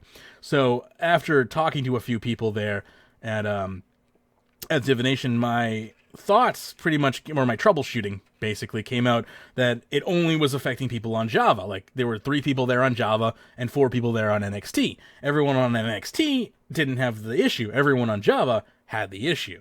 So then I promptly submitted a bug report. But like, how weird was this? Like, how weird is that? You just have like half the people there on Java, and they're like, "Yeah, this is broken." And why though? How cool would it be if they say, "Oh wow, that's a really big glitch, Mage. Thanks for that," and they give you the Game Breaker title. Yeah, that'd be nice. Probably won't happen. And then just wear that forever every time DX is around. Oh, if I got the Game Breaker title, that would be my new primary title. Hell, for sure. Yeah. I'd also introduce myself as Magebit the Game Breaker on every show from then on out. I'm sorry, didn't mean to interrupt you there. Go ahead. The other thing where he says no, that's okay. Where he says the free to play should feel like a complete game. No, and I totally agree with you. It is the free to play is the demo version. It should never ever feel like the complete game. Yes, it should be enjoyable and playable, and I think we have probably one of the best freestyle games in a paid, in a game that is mainly a paid for version. I think people get a lot out of it for free, but it should never ever be feel like the complete game, because there should always be things you strive for that are members only. Sure, you should be getting access to, in my opinion, maybe about 5% of the entire game, 5 to 10%. And I think they should strive to meet that requirement. Is like, there should be at least, maybe a few hundred hours playable on free to play, and then the rest. And I think it's actually way more than 300 hours. It's way more, yeah. Yeah. So, and they've just given them a couple of bosses too now. Yeah. New armor. They've gotten some new armor recently as well, and I think they're thinking about adding prayer potions and stuff like that. So they're getting some love, and I think they should continue to get love. Yeah, they should continue to get love, but it should never, it should never be an excessive amount of love. Sentinel's comment here: you should expect the Java client to progressively get worse and worse as the NXT gets more and more features that are not supported on Java. I totally agree with that. As far as there can be plenty of things be like, oh, you can't have this effect in Java, or you can't see this animation in Java, or this cutscene in Java, but straight up bugs like that I don't think are excusable. Like, you shouldn't be adding bugs. You can not add features, but you should not be retroactively adding bugs and then not fixing them. But I also would like to see Java go away just as a platform for gaming. It's just not a good platform for gaming. So I really do want to see Java die, but they need to finish creating a comparable alternative first for everybody. And I'll be honest, I went to play RuneScape at my grandmother's house when we were just hanging. I was hanging out with a family get together and whatnot. Cousin and aunt were over, and I just kind of disappeared into the background to go play some RuneScape. And my grandmother has this like all-in-one AMD machine, and like you'd think, okay, well it's an all-in-one. It had like a pretty shitty everything, basically. But it definitely would have ran the Java client, and it did not run NXT at all. So that was sad. Because like I can get NXT to run on like a 12-year-old freaking Pentium 4 processor, which is obviously like 15, 16-year-old technology. I'm not advocating that it should run on that. But this desktop that she had, it was an all-in-one unit made by Lenovo, and it was probably about 4 or 5 years old at this point. And it should definitely run on that. It should, but it wouldn't. And it was not in that bad of shape. Like, it kind of needs a new hard drive, just in the sense of, like, it's just kind of slow to load things, but I'm talking, like, I couldn't even get the game to log in. It was just like, nope, can't do this. How do you like negative frames per second? Because that's what we're going to give you. So, yeah, I just couldn't touch it. How long ago was this, though? Because it was a bit of an issue a few weeks ago, apparently. It was like 4 or 5 days ago. Oh, okay. No, I think they had it fixed by then. 2 or 3 weeks ago, I had a lot of people having problems with the client and trying to log in and things. I would agree that the MacBook Air is definitely not made for gaming, Snellcat, but I do think that you should be able to do casual gaming on machines that are not meant for gaming. When I think meant for gaming, I think, okay, hardcore gaming, right? But any machine should have some basic gaming functionality for leisure time, right? Yep. And I think RuneScape should fall into that category, or should at least pander to that audience, whether that means developing a mobile client of the game, a different version of the game for mobile, or something. I'm finding it, like, my cousin, who's 17, I think he's turning 18 maybe this year, doesn't own a console, doesn't use a computer for gaming. Where does he play all his games? On his phone. Like, I blew my mind. I was like, you don't need consoles? He's like, nope. I'm like, computer game? Nope. I'm like, and then I just see him sitting there on his phone playing phone games. That's pretty much how my son. Yeah, that's the generation. That's all my son plays now. That's, I guess, the generation. Drives me nuts. Yeah, right? Like, so I really think that RuneScape needs to target the mobile audience if they're going to succeed with the younger generation. Or they need to target consoles at the very least. But one of the two, if they're going to stay alive. PC gaming, it doesn't seem to be as alive with the younger generation. But does this game need a full rework? Absolutely. For the reasons that Cursplosion is giving here, I agree with some of his points, but on the other side, I don't feel like the game is as disjointed and broken as he says. Like, that disparate feeling, I don't necessarily agree with too much. But I also, maybe I'm seeing different parts of the game than they're seeing. I only really interact with the newest content. There are, when we did the Penguin Quest, for instance, and you went to the Penguin Hideout, like, I don't know about you, but those graphics screamed 2012 to me. So, I do notice things like that, but they don't really impact my gameplay that much. When you first walked into the hidden lair, the first room as you walk in on your left, how did you like that? Oh, that was really cool. That was really cool. I love that. This the staging room. I really want to talk about it. I have to wait till Friday. Yeah, we have to be patient. We have to give people a chance to do it. But yeah, if you haven't had a chance to watch my playthrough, join the 400 plus people that have at Magebit.tv. It's a good playthrough. It was fun. DX was there. He was hanging out. Or join the. There's actually Pern has a cameo. Join the 48 and watch my one too. Yeah, Pern has a cameo in my video. I don't know if he even knows about it. When you were doing Killer Watts, I was right there. Probably not. I was right there with you while you were doing Killer Watts. Oh, yeah. You had all chat off with you, so I was just berating you over public chat, but you couldn't see it. Yeah. So, which were the watch? That was the one thing that threw me off in the quest. That was the only part that I found that I didn't sort of find intuitive. Yeah. And the funny thing was, I thought, oh, I have to go there. But then, because everything else was in the room, I thought, no, it's got to be down here. Did you get the 20? Send you off there. Did you get the 20 kilowatt energy that was available in the compound? Yes. Okay. All right. Enough talking. No more quest. Yeah. No more quest. Yeah. We're bad. We're spoiling. I'm sorry. We'll go about it on Monday. Yes. I'm sorry. Yeah, Friday. All right.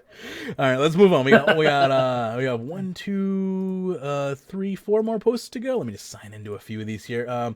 I demand a free months of memes.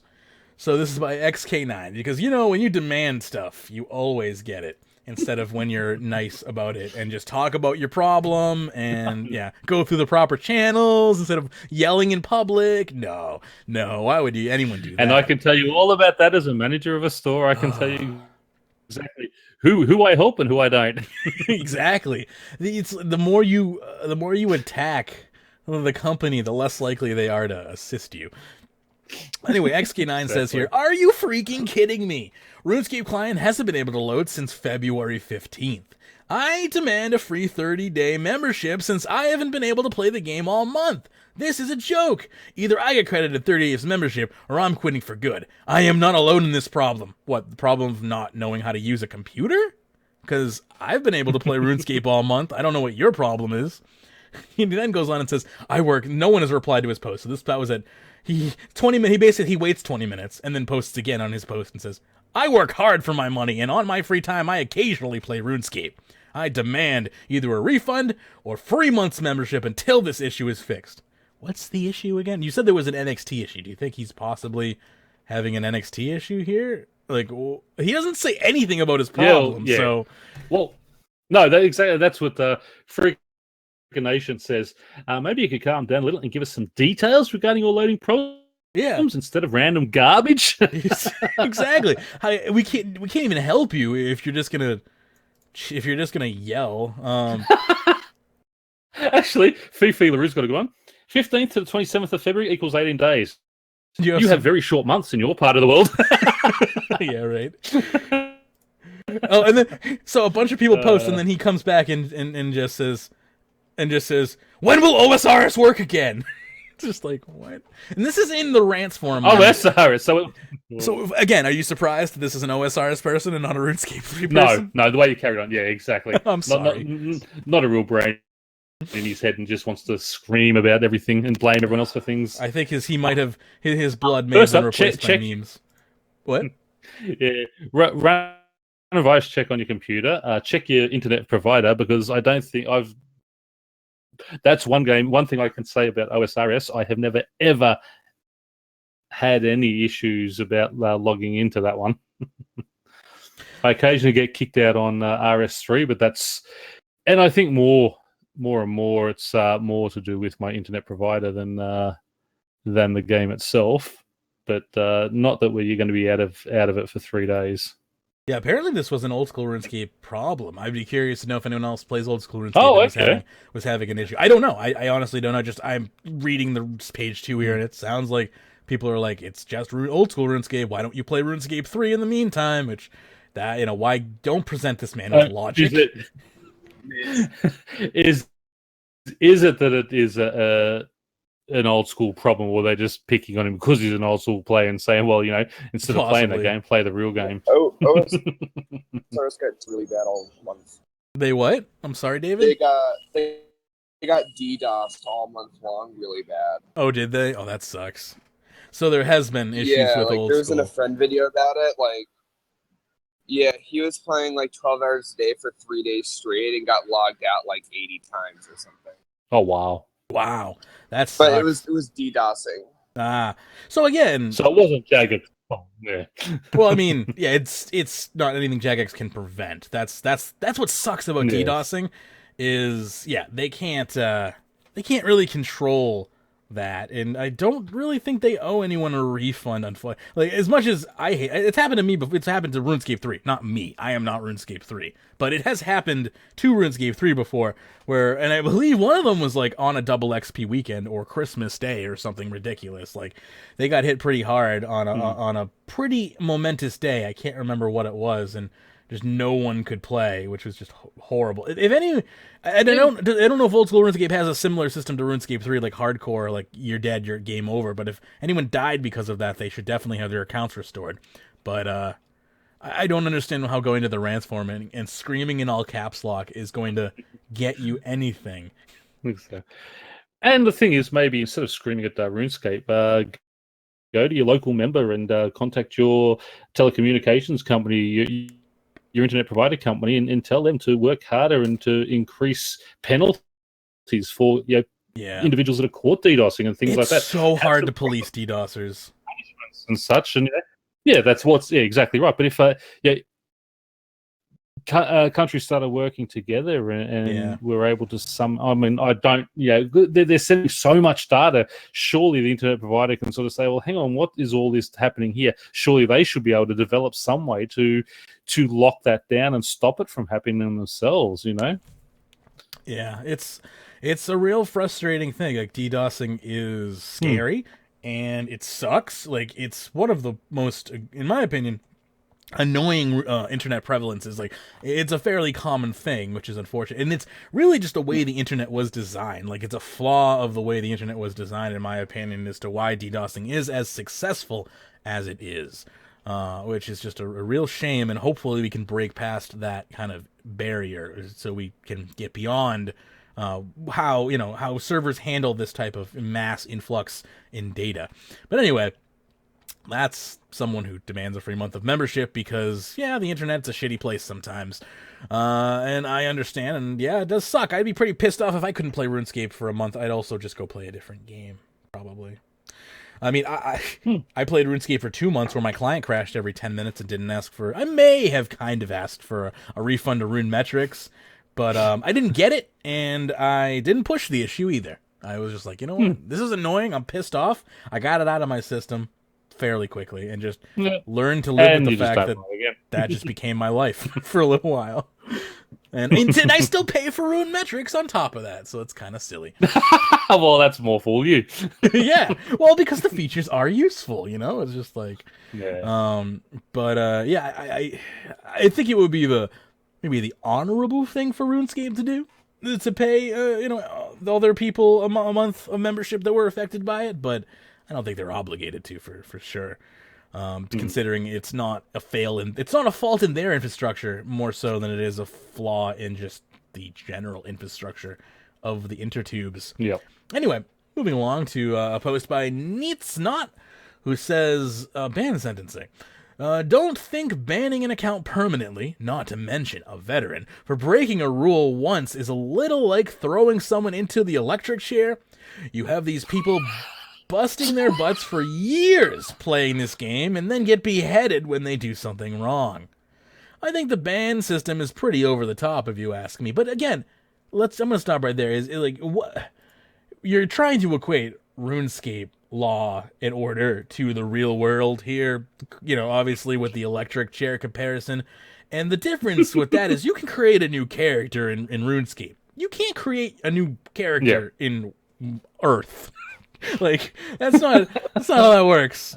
So, not the best comparison, but what you mean if I get horribly burnt by a dragon, I can't just go and go back to Lumbridge and respawn and be all happy and whole again? Yeah, unfortunately. First of all, if you get burned by a dragon in real life, we have other things we need to talk about, like where you found the dragon.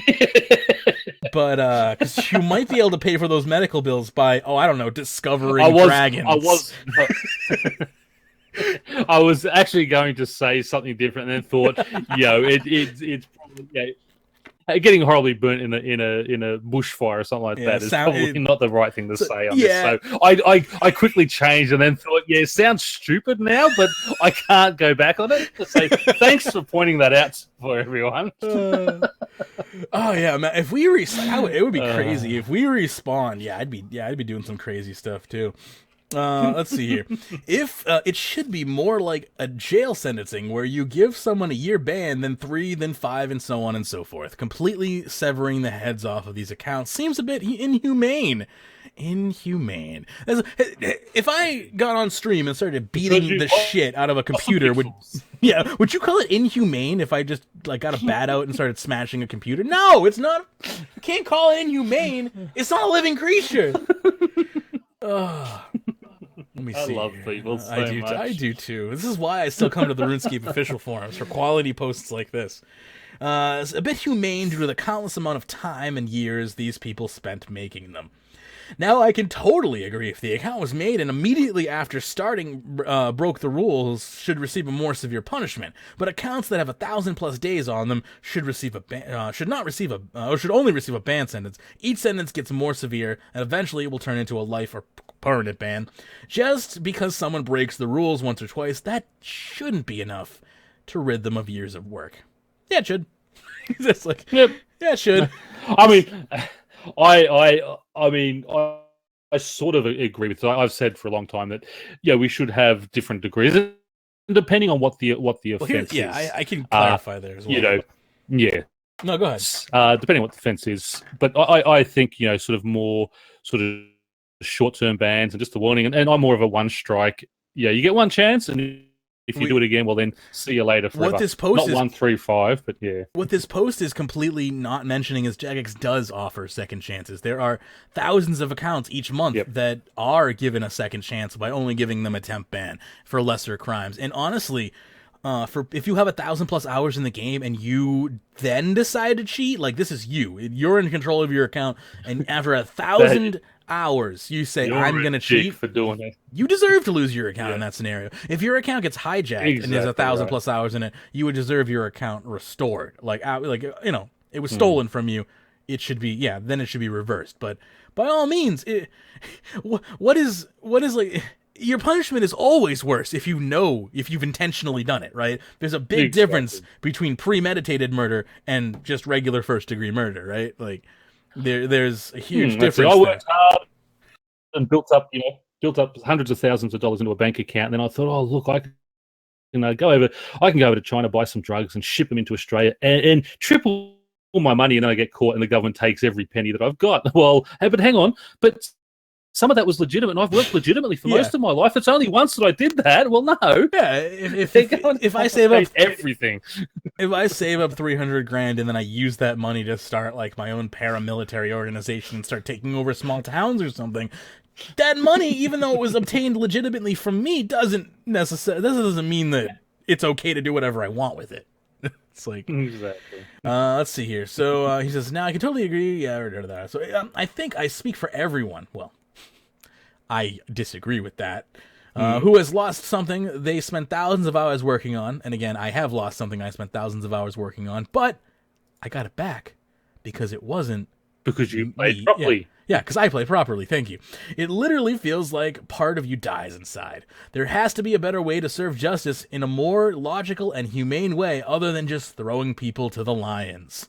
Well, I mean, I wouldn't... Like, again, like, there are temp bans, there are... You know, if your account is hijacked, then you will receive your account back, and the ban will be reversed. But if you intentionally bought it on a veteran account, then you knew exactly what you were doing. If anything, if you bought it on a newer account that wasn't created solely for the purpose of botting, then maybe you deserve, you know, a second chance and a little bit more. I think both sides get a second chance if it was, you know, a kind of a one-time thing, but. Still, I would argue that somebody who knows better should receive a harsher punishment than somebody who doesn't know any better, being somebody who's new. What I'd love to see is give them their 30-day ban or whatever it was, and roll back the skill they cheated into 1. You're getting DDoSed because we made fun of that old schooler. Maybe we're having some stream issues. No drop frames though. I can proudly say. So it's YouTube. Blame YouTube or Restream. Could be Restream, to be honest with you, because we do have a man in the middle. So we can stream to all the different sources at once. Anyway, let me finish up here. So think about it. If someone's account gets sentenced to a 1-year ban and then they wait the time to just play on the account again, don't you think they might think twice about breaking the rules, especially knowing the next sentence will be longer? Maybe. Maybe not. I know in at least this country here, we have a huge recidivism problem. Like, if you go to jail, you're actually more likely to come back. Like, exactly. I just say same here. I mean, repeat offenders here. Once you've offended once, you're a lot more likely to offend a second, third, and fourth time. Very few times that our sort of criminals over here, and especially with our justice system that just lets them off the slap on the wrist all the time, sort of repent and don't do it again. And anyway, just before you do go any further, can you just watch your screen for a second? What's up? Just look at your RuneScape screen for a second. Oh, Pyrnassius? Oh, you got one. You got a Master Thieving cape, huh? Yeah. Did you do that on purpose? I thought. Weren't you? Yeah, I want the pet. I'm going back to thieving. I still haven't got it. So well, now it's going to be a threshold, so it'll be easier. That's what I figured. I'll get the threshold and see how long after that it takes me now. Good luck. Well, and congrats as well. It's a good cape. Thank you. Goes with a lot of things. I like that cape. Anyway, there's ban sentencing for you. So I hope you enjoyed that one. I gotta log into this next one here, and we got 3 more to go, and then we will call it a day. Go for it. It's a wall of text. This one. Good. It's by Jay the Red, who says scared to play band.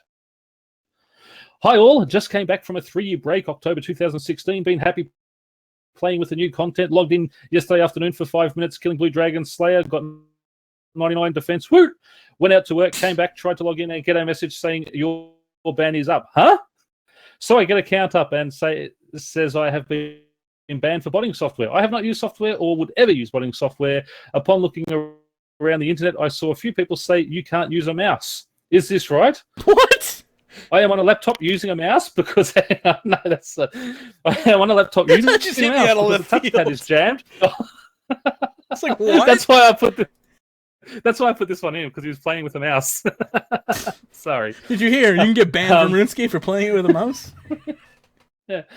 I am on a laptop using a mouse because the touchpad is jammed on the mouse. Is only a $3 mouse from Asda, not a gaming mouse. What do I do? Just stop playing? I don't want to. Is it because I am clicking too fast? Also, the ban said 48 hours, but I can log in after 12. This all seems like a glitch, of course, of some sort. Sorry, he's got no punctuation at all other than a question mark occasionally. Some sort, but no one from RuneScape will talk to me about it. I have read all the rules. I have not breached any of them. My account has not been hacked. It's always in the same place I left it. I just don't understand what is going on now. I just don't want to log in. I like how up, botting things at Jagger. Hang on, at Jaggers. I just don't know what to do. Could anyone put some light on this for me, please? Thank you. Okay. I really, really like that he's like, my account hasn't been hijacked. It's always in the same place I left it. Like, that's the definition of hijacking. It's just like somebody went for a joyride on your account and moved it to Falador. That's it. But and the other thing I want to do, he comes on a little bit later and says, now my account says 26th of February 2017, bot busting moderate ban quashed. What does this mean? So he actually got banned in a bot busting, probably in a sort of a group thing that happened. They've made a mistake. They've looked over his account and they have fixed it. So pretty much within 12 hours, that's come back that he's got his account back. So one thing I wanted to point out there that they always, and I know that is your pet peeve, that they say that their machine's infallible, it's 100% right. They can never say 100%. 99% is the best, but they do go over them physically as well, and obviously this has been found. Yes, it's made a mistake and they fixed it for him. So and again, all you have to say is 99%, and I have no problem with these types of things happening, because this shit happens. Clerical errors and false positives happen. Every heuristic space system will have the occasional false positive. Tefty Power chimes in and says, it means after checking your account, they found you innocent and removed the ban. You're free to play now, but be aware the way you play may have set off the detection. Enjoy RuneScape. How do you enjoy RuneScape after being told that? By the way you play may be why you got banned. Enjoy! Just like, wow. Just don't use the mouse. You don't play with the mouse. Plug in your joystick. Let's go. I was playing with the mouse on my computer because the touchpad was broken. I was just imagining down at the pet stop buying a little white mouse, and he's sitting there running that over his touchpad because his fingers are too big. He's got to use the little mice paws to do it. Check this out, though. I have now dismantled the laptop and removed the touchpad to see if that works. So we'll be waiting for an update. Didn't go down that far. We'll be waiting for an update from Jay the Red here to see. I didn't go down that far. If ripping the computer apart and taking out the possessed component will possibly. This reminds me of a time when I worked at Geek Squad and I had a customer come in. Yeah. Are you in disbelief right now? He says at the No, I'm just reading at the top. Oh, sorry. I just started reading now. He says, I come back yesterday for 5 minutes, killing blue dragons. Yeah. And then down at the bottom he says, hang on, do you think it was because I played for 10 hours non-stop? Well, what was it? You played for 5 minutes killing blue dragons, or you played for 10 hours non-stop? Dun, dun, dun. Well, I mean, right. What's going on here? I played legitimately for 5 minutes, and then then my bot software took over for the other 9 hours and 55. So it wasn't me who was doing it. It was the mouse that I bought. He was running around on that little treadmill, making it work. Sorry. Well, he got his ban quashed, so I mean, something is going right for him. But apparently, his paranoia has gotten the best of him, and he did, take the computer apart. So, I would be curious to keep an eye on this post. Maybe we'll hear back from him again about how he was rebanned. Who knows? Or maybe not. Maybe he'll be fine from here on out. Some mysteries will remain unsolved. All right.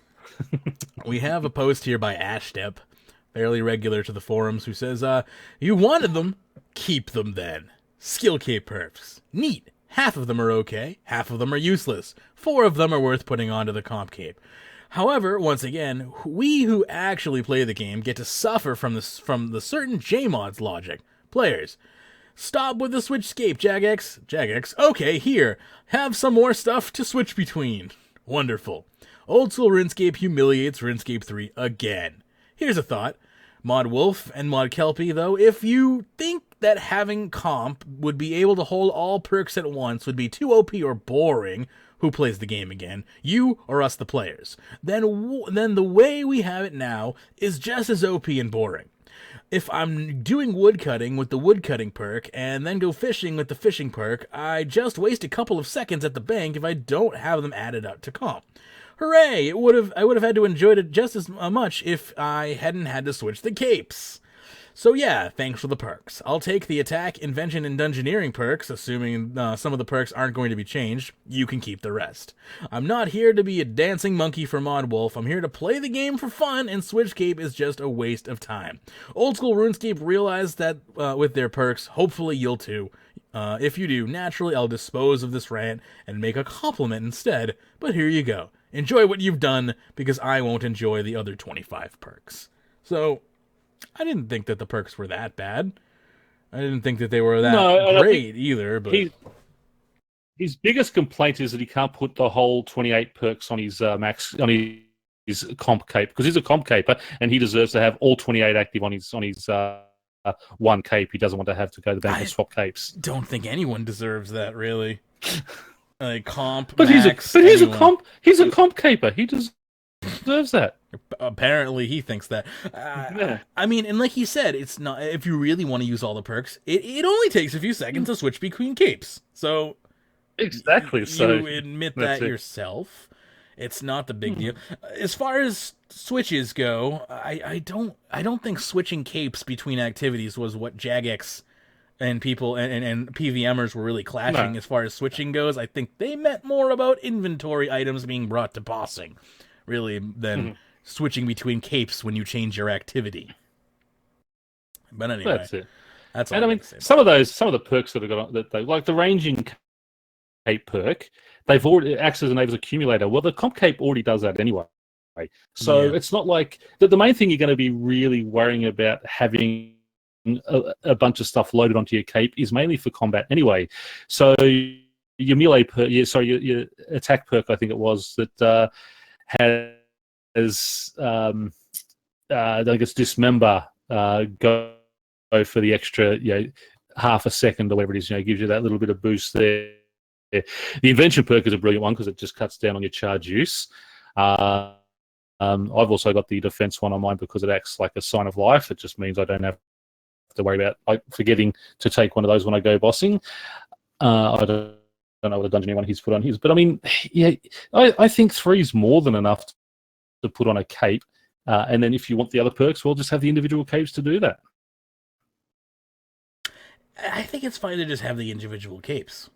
Like, I don't see the big deal. Like, you got your 3 favorite on your main cape. You can't just change for the other. Like, come on. Exactly. Nitpick. That's right. Nitpick. If you want I mean, do you really need to be wearing your comp cape when you're just woodcutting or when you're just fishing anyway? Your comp cape really is a combat style cape, and you're going to use it when you're in combat. So put your 3 favorite combat perks on there and just leave it at that. Yeah, I agree. Stop whinging, Ashton. Bloody compers again. I know, though, that damn complaintionist cape. All right, so let's see here. We got one final post by Hero of the Day, Pat1034, who says, just got PK'd. Tried running to the mage to teleport me to the abyss, and someone stunlocked me and killed me.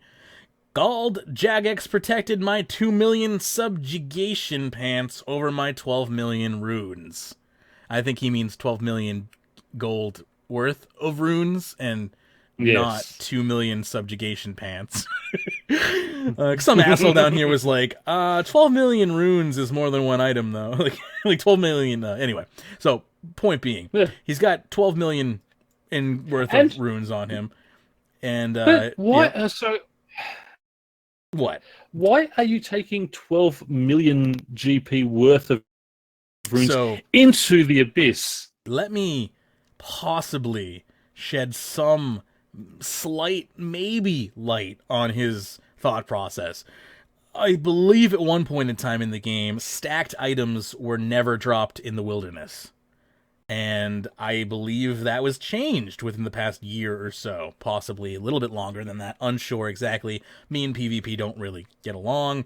So he apparently thought you could just walk in with a stack and it would protect the stack, when really it will only protect, I feel like, a few items of, like, it'll like protect 3 of those items in the stack, if any at all. So he gets to, but now it just doesn't do that. I think it just ignores stacks altogether now. So if you have a stack of items, I think it's just always dropped. And so he didn't know that. And yeah, so yeah, that's here's how that went. Here's how that went. Taking 12 million GP worth of runes in anyway. Yeah, here's how that went in the comments section. RSNPK, or PK, chimes in and says, stacks of items no longer protect in the wilderness. Some untradeable items have a very, very high or very low values as well, and when completely uncharged are worth only 1 GP. Due to that fact, you'll have to check in the death interface to make sure you're comfortable with what you're risking. And he says, damn, that's pretty dumb, but thank you. And somebody chimes in and says, more like you're pretty dumb. And just like, welcome to Reddit. So there you go, and that's how that's gonna end right there. Don't bring your stacks into the wilderness; it's a bad idea. Anyway, that's our last topic for the day. It was a good show, though. I hope everyone is ready for the official launch of our Facebook additional stream. Again, we'll be streaming now on Facebook, Twitch, and YouTube. So if Facebook's your thing, that will be a thing, and that's all thanks to Rune Group. So also, if you are on Facebook and that's where you want to watch, you really should join Rune Group too. It's a pretty badass group filled with tons of like-minded individuals. RuneGroup.uk. They've got a Discord. They've got obviously the group, the Facebook group. Again, over 25,000 members to hang out with and talk RuneScape. And if you've ever wanted just an overflow of RuneScape memes, it's a good place.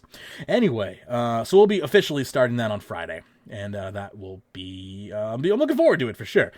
But, yeah, that's all I really got for the end cap. You got anything you want to add to the end cap, or are you set to go?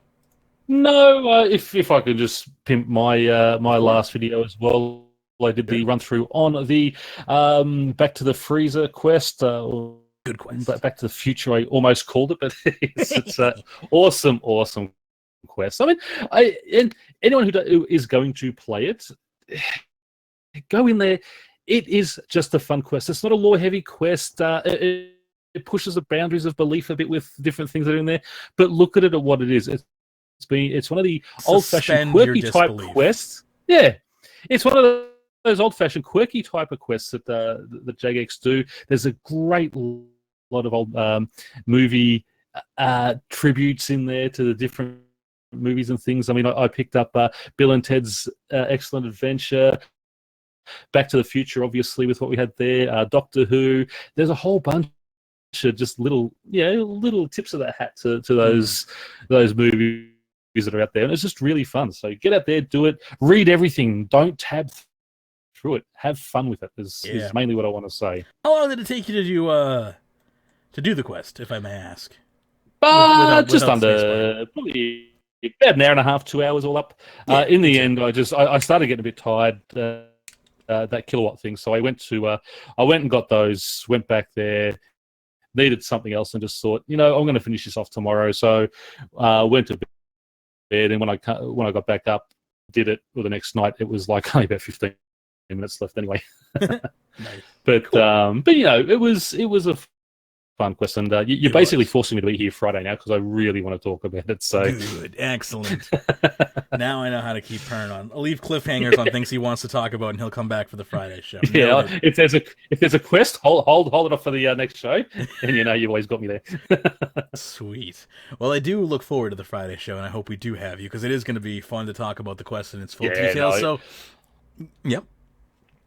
I should be here then. My head's getting back to where it should be at the moment. So, and just remember, RuneScape, doing the podcast, if you're not in a good place, can sometimes bring you back to a good place. It does, but the way I was like, I was just going to bring it down, and Yeah, I was I know how just, that is. You know, I yeah. completely know how that is, I and just- I didn't want to stuff. I didn't want to stuff up the podcast for you. So That's completely understandable, Yeah. and anytime you need personal time, you are obviously free to take it. Anyway, that's going to do it for this episode of RuneScape Weekly. Speaking of personal time, it's time for me to go have some personal time. So in the meantime, though, you can find us on social media. We got a Facebook page for you, facebook.com/rsweekly, and we're now live on Facebook. Got a Twitter for you as well, at rsweekly on Twitter.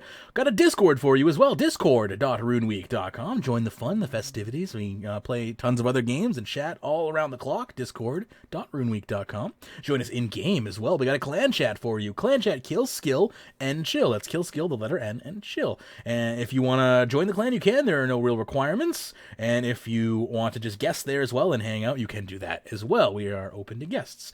And if you want to help out the show, if you truly love what we do here, you can go to our Patreon page at patreon.com/RuneScape. You can pledge any amount you want there. If you pledge at least $3 a month, you're going to start getting bonus content and upwards from there. So check that out if you're interested in bonus shows. Got a PayPal for you as well if you want to do a one-time PayPal donation, just a little tip. That's paypal.me/RSW. Or if it's while we're live, you can use tip.runeweek.com to give us a live tip on the air, which is always fun. And I actually forgot to have that open this show because we had a computer crash right at the end, so I apologize for that, but that shouldn't happen again.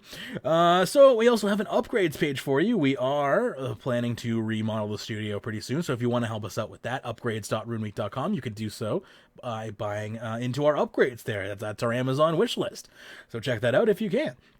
And of course, a big special thanks to our top Patreon supporters, including Rune Group, Keski, Swagatorix, Alex W, Danny H, Kevin H, Allgunner, Hamster King, Sudwood, Godly Fury, and a big thank you to the upgrades list so far from Colton, Plague Doc, and Death Star. So thank you so much for your ongoing support and patronage, and that goes to not only just our top Patreon supporters, but all of our supporters on Patreon, and everyone who listens and watches the show live, and just listens and watches the show in general. Thank you so much for being a member of the audience, and it's great. And we wouldn't be able to do it if it wasn't for you. What's a podcast without an audience, right? So we'll be back again on Friday to do it all over again. So see you all then. And until then, and as always, of course, happy scaping.